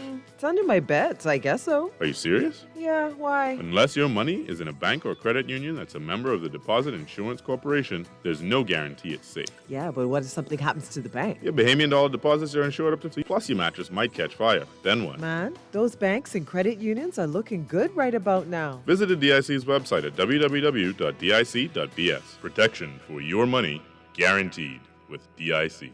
You can win. You can win. Everybody can win with Esso this Christmas. Win with Esso every week in the Fill Up and Win this Christmas promotion. Simply spend $25 or more in fuel, write your name, email, and telephone number on the back of your receipt, and drop it in the entry box provided for your chance to win loads of weekly prizes. Promotion ends December 22nd, 2021. Terms and conditions apply. Visit bettergasmileage.com/fill-up-and-win for more details. The Esso brand is a trademark of ExxonMobil Corporation and is used under license. This is Juan McCartney, and I'm wishing you and your family all the happiness in the world this holiday season and all of God's abundant blessings in the new year. Here's to hoping you have a great 2022.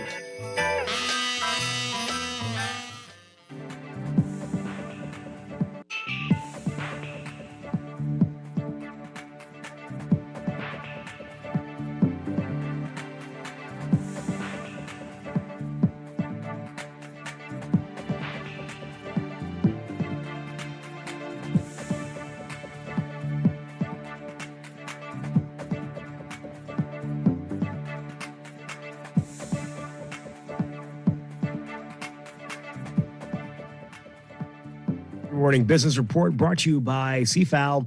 Noting the technicalities of the merchant shipping bill, which was passed in the Senate yesterday, Attorney General Senator Ryan Pinder said the legislation is imperative to the shipping industry and causes the Bahamas to continue to see the benefits of the blue economy.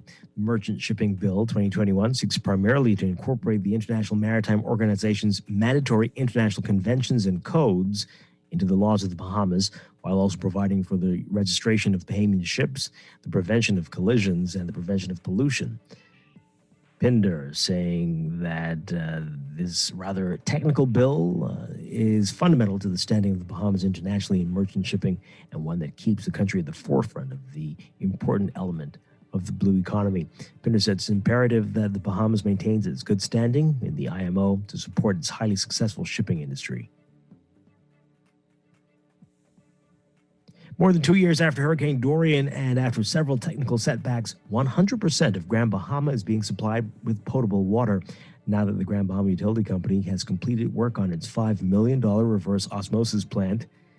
Grand Bahama Port Authority revealing this yesterday. Dorian caused massive saltwater inundation to Grand Bahama's freshwater, parts of the island devoid of potable drinking water since 2019. But now the water for the entire island is back to the standard prescribed by the World Health Organization. In a statement, the Port Authority saying that water potability means that the water supply filtered through the system is being distributed in the community and has been treated and tested to ensure that there is no more salt inundation and is safe for human consumption. The statement says that residents are able to safely use water for cooking, cleaning, bathing, drinking, and more. The Port Authority says the Environmental Department monitored the new system for 30 days, the reverse osmosis system, for 30 days to ensure it was producing potable water at acceptable levels, and that it now has the responsibility to ensure that the reverse osmosis plant remains functional and is maintained. Overseas prices at wholesale levels surged by a record 9.6% in November from a year earlier, an indication of an ongoing inflation and ongoing inflation pressures. The U.S. Labor Department said today that inflation before it reaches consumers rose 0.8% in November after a 0.6% monthly gain in October. It was the highest monthly reading in 4 months. Food prices, which had fallen 0.3% in October, jumped 1.2% in November. Energy prices rose 2.6% after a 5.3% rise in October. The 12-month increase in wholesale inflation set a new record, surpassing the old records for 12-month increases of 8.6% set in both September and October. The records on wholesale prices go back to 2010.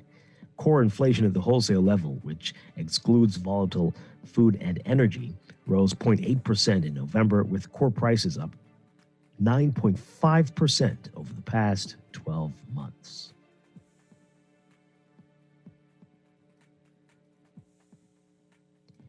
And more from the U.S. The banking industry appears to have overdone it on overdraft fees after decades of raking in billions of dollars from mostly poor Americans short on cash in their accounts. The biggest banks, under pressure from lawmakers and regulators, are slowly decreasing their reliance on the widely unpopular practice. A number of large banks have taken steps this year that would reduce the amount they take in overdraft fees, which they charge when customers make payments or withdrawals in excess of their account balance. Capital One, the U.S.'s sixth largest bank, announced last week that it would end all overdraft fees next year. Other banks have made it harder for customers to trigger an overdraft. Well, it's unlikely the financial services industry will entirely wean itself off such a cash cow anytime soon. In your market watch, recapping trading on the BISX. From Monday, your market movers, APD Limited moving 100 shares, closing unchanged at $39.95. Cable Bahamas moving 2,839, unchanged at $3.05. Consolidated Water down 5 cents, closing at $2.11. Emir Incorporated unchanged at $11.43. The BISX All Share Index closing at 2,184.0. Unchanged. That's your market watch. And that is your morning business report brought to you by CFAL, growing wealth for future generations.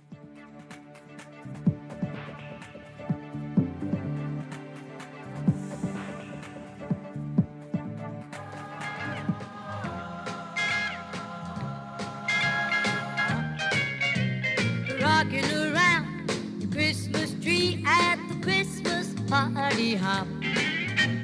Mistletoe hung where you can see every couple tries to stop. Rocking around the Christmas tree, let the Christmas spirit ring. Later we'll pumpkin pie and we'll do some caroling. You will get a sentimental. And we are back here with Morning Blend Business on Guardian Radio 96.9. Quite strong with you. Dawn had to leave us, but I'm here and we're still talking about this, getting a reaction to what so far folks are saying about a potential minimum wage increase next year, and the government saying it's interested in implementing a livable wage. I want to hear from you on it. We've got a lot of your text messages. We'll get to those in just a bit. And continue to text us, 422-4796. And continue to call us, 323-6232, 325-4316, 325-4259. Tweet us, Facebook us, and again, text us. And as you heard in that report, the Morning Business Report, my goodness, prices are up, and more to come. The cost of living is going to be even higher, if you can imagine that, for us. next year. Caller, good morning. You're on Morning Blend Business. Yeah, how you doing, Dwight? Doing well. Good morning. Wonderful. Dwight, listen, I got an issue, and it's a little off from what you're talking about, but Mr. Barnaby, who's in charge of roads and parks, people have not gotten paid for the last 3 or 4 months. And I think it's something that needs to be addressed, Mr. Dwight. I hope that sometime in the near future you'll get Mr. Barnaby on the show to explain to us why, after they've been in for some time, please try to see if y'all can look into that for us, please. Okay. We are paying citizens, taxpayers, and some of us have parks and roadside that we have to pay other people to help maintain. Mm-hmm. And we're not being paid. Yeah. Now, is it a new day, or it seems like the old day that used to be before? That's all I'm saying. Oh, thank you very much. Thank you. Yes, sir. I'm getting a lot of calls about it, and it's taking a long time. It is taking a long time for it to be resolved. All right, thank you very much. We'll look into it again. We've got another call. Yes, good morning, call. You're on Morning Blend Business. Good morning. Hi. Minimum wage need to go up because, every day you go in these shops, the price is just hiking completely up. Some days you went in last year, you spend like $40 now. You're seeing $80 on these, same name, same, only different quality, only different colors and things.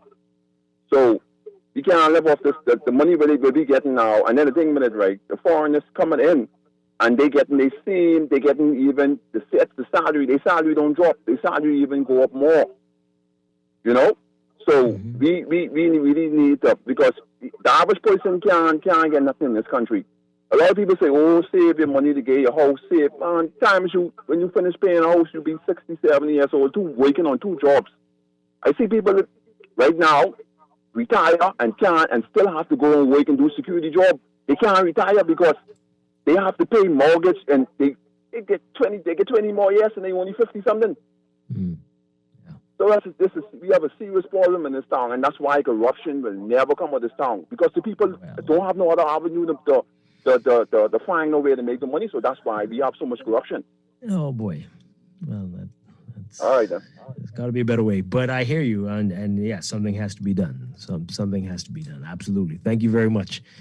Very scary, and he's right. You see a lot of people with a walker and their security guards.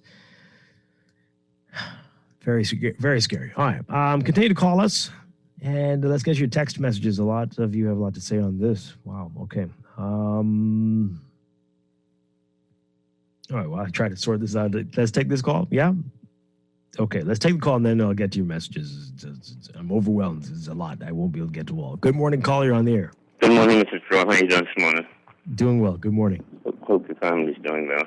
Dwight, the more I listen to this, and the closer we get to the cost of living going up, like they're telling us it's going to happen.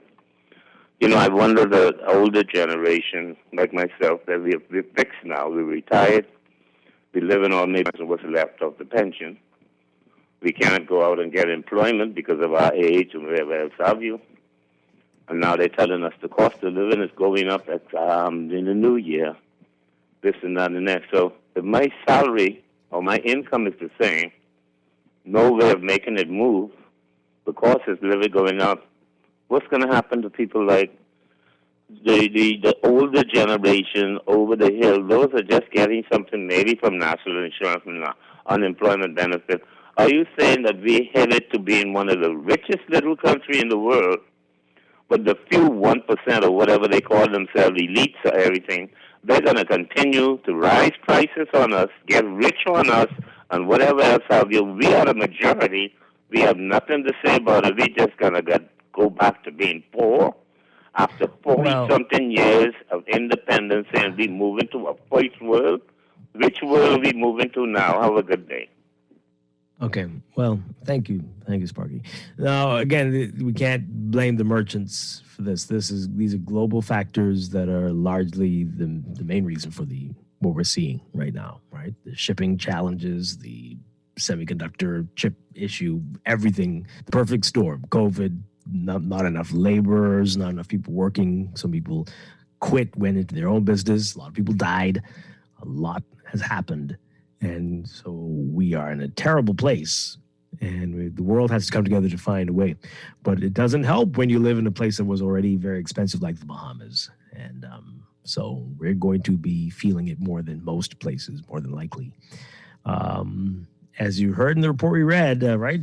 We know people around here have been complaining about bank fees for years, and lawmakers are the ones that are pushing the banks in the U.S. to do some things about fees. Did we see that type of movement here? Not quite. Not quite. Some made statements, but do we see any legislation to tackle it? Or even threats of legislation? Not quite. Just we're appealing to people to be compassionate. Sometimes that works, sometimes it doesn't. And this is what many are expecting from lawmakers. Do something to address the challenges. We just can't throw our hands up and say, this is how it is. And I think that's what Sparky's saying, right? It doesn't have to be like that all the time. When there are global issues, yes, but sometimes there are things within your country that are causing issues to be worse. And what are you doing about it? We don't have to take it. You can do something there. Look carefully, closely at what is driving up the price of living in the Bahamas. Does that have to be like this? Maybe something else in the country, the price is way too low. Maybe we can shift it to that and take the burden off something else. Just resolve to be content with how it is. Got to find a way, or as the previous caller said, resort to corruption in order to make it. Those can't be your only options. Cannot be. Cannot be. All right, let's get to your messages. Somebody says here, good morning, Blend. Who is our Rudolph the reindeer in the cabinet? Huh? We need someone with the love of the Bahamian people. Rudolph? Okay. Is that what there's the love? Okay, sure. I am not going to read this one about the numbers. That one's a little morbid there. Okay. The government has to do it right away. If the government put it off for the next 5 years, things will get worse, and those people crying will still be, this is not the time. They're talking about the implementing an increase in the minimum wage. We've got to do it right away. Okay. There will always be an issue. I think that's what you're saying. The hotel issue. Something will come up in 5 years. Oh, no, it's too close to this and to that. And there will always be an issue. Absolutely. It's time for more money to stay here in the Bahamas. Millions in profit these mega resorts. The fact that Mr. Russell made that statement on behalf of Brookfield clearly shows that they have very little concern for their employees. Who are living below the poverty level. Are they? Truly sad. Okay. Living below the poverty level. It's great to see that minimum wage is going up. It really should increase to $350. Remember, the foreign-owned mega resorts in the Bahamas are primarily concerned about their bottom line. They only tolerate Bahamians. Wow. We don't have to introduce a livable wage. All we need is a law that says no one in a company can be paid more than 6 times the salary of the lowest paid worker. Well, ha ha. Oh my. Well, okay. That will be something. Why 6? Why not 4? But anyway, that's interesting. That would do something. That would do something. I don't think I was going to tell a story about the time I accidentally saw the check of my boss. And not here, but a different place where I used to be. Nearly passed out, but okay. That maybe is a good thing. I think every employee should see how much their boss makes. You bring some perspective to your life. Like, what am I doing? What am I doing? I got to change my life. All right, this text here. Yes, you read that already. These wait for things to pick up. How about this? Cut executive pay in half until we catch up enough to introduce a livable wage. Wow. Okay. Another text here. In addition to reducing the cost of living, it's amazing that we are closer to the U.S. than all countries in the Caribbean, yet our cost of living is 100 times more than anybody else. And that is very interesting indeed. Try to log on to some websites of in maybe of newspapers in the region and look at their ads. Look at the cost of things. And you may have to do a conversion to US dollars, but do it and see how much they're paying for things. Like, wait a minute now. Yes, it says $400,000 for this chicken combo, but when you do the math, it works out to $4. Whereas, what do we? This one says here, though, if we could get to a minimum wage of $3,000, that would be great. It would take growth, which would mean government supports innovators and not unqualified people who they happen to have close relationships with. This is about my story about So how did the price fall in 3 months? Because retailers take any excuse to raise prices. I recall when the announcement for VAT came out in 2015, the prices went up before VAT was introduced. One common household item stood out in particular. It went from $5 to $10. Apples went from 79 cents to $2 before VAT. There was literally no correlation to the jump in cost. The same phenomenon happens with gas prices.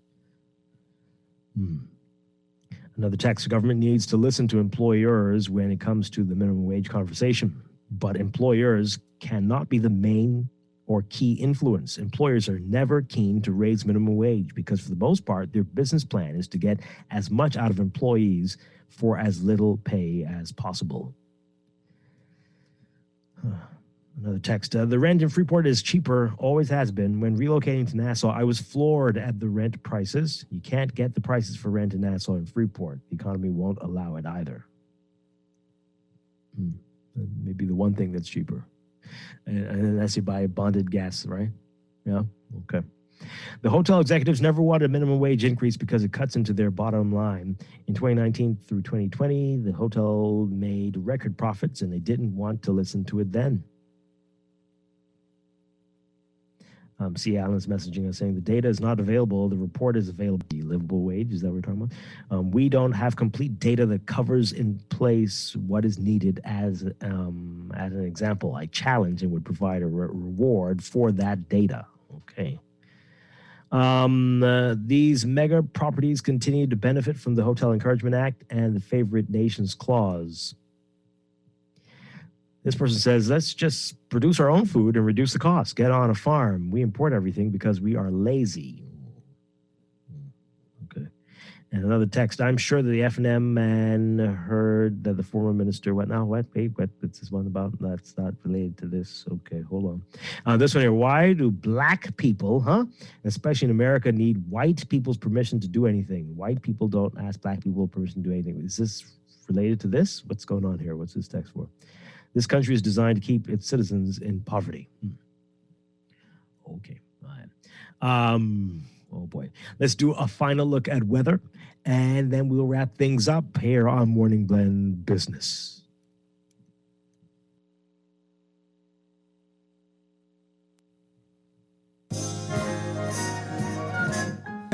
Are you listening?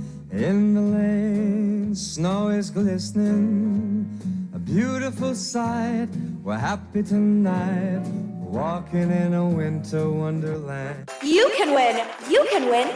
Everybody can win with Esso this Christmas! Win with Esso every week in the Fill Up and Win this Christmas promotion. Simply spend $25 or more in fuel, write your name, email, and telephone number on the back of your receipt, and drop it in the entry box provided for your chance to win loads of weekly prizes. Promotion ends December 22nd, 2021. Terms and conditions apply. Visit bettergasmileage.com/fill-up-and-win for more details. The Esso brand is a trademark of ExxonMobil Corporation and is used under license. And your final look at weather this morning brought to you by BTC. Here's what's happening. Strong high-pressure ridge continues to support moderate to strong winds across the islands, and there's some warnings for beachgoers. Extreme caution you need to exercise due to rough surf and the high risk of dangerous rip currents along north and east coast beaches. We're expecting this pattern that we're going to see today to hold for the next few days as a result of high pressure, so variably cloudy, windy, and warm with isolated passing showers through tonight. Expect that for tomorrow and for Thursday as well. That's your morning. Celebrating 12 days of Christmas. It's BTC 12 Days of Christmas giveaway. Prepaid customers who make the switch to BTC today will get the opportunity to win a free 30-day combo plan. 11 lucky customers will be selected. Visit any BTC location and make the switch today. Terms and conditions apply. That's going to do it for Morning Blend Business. We're going to continue to follow the story, of course, and have more on this, more on minimum wage and living wages and the impact, potential impact. And be sure to pick up today's Guardian Business section for more business news and the Nassau Guardian every day. That's it for us, as we said. I'll be back tomorrow morning with more Morning Blend and Morning Blend Business right here on Guardian Radio 96.9. Dwight Strachan, have a great day. Stay tuned for On the Clock with Aaron Green coming up next. Wake up, it's a new day.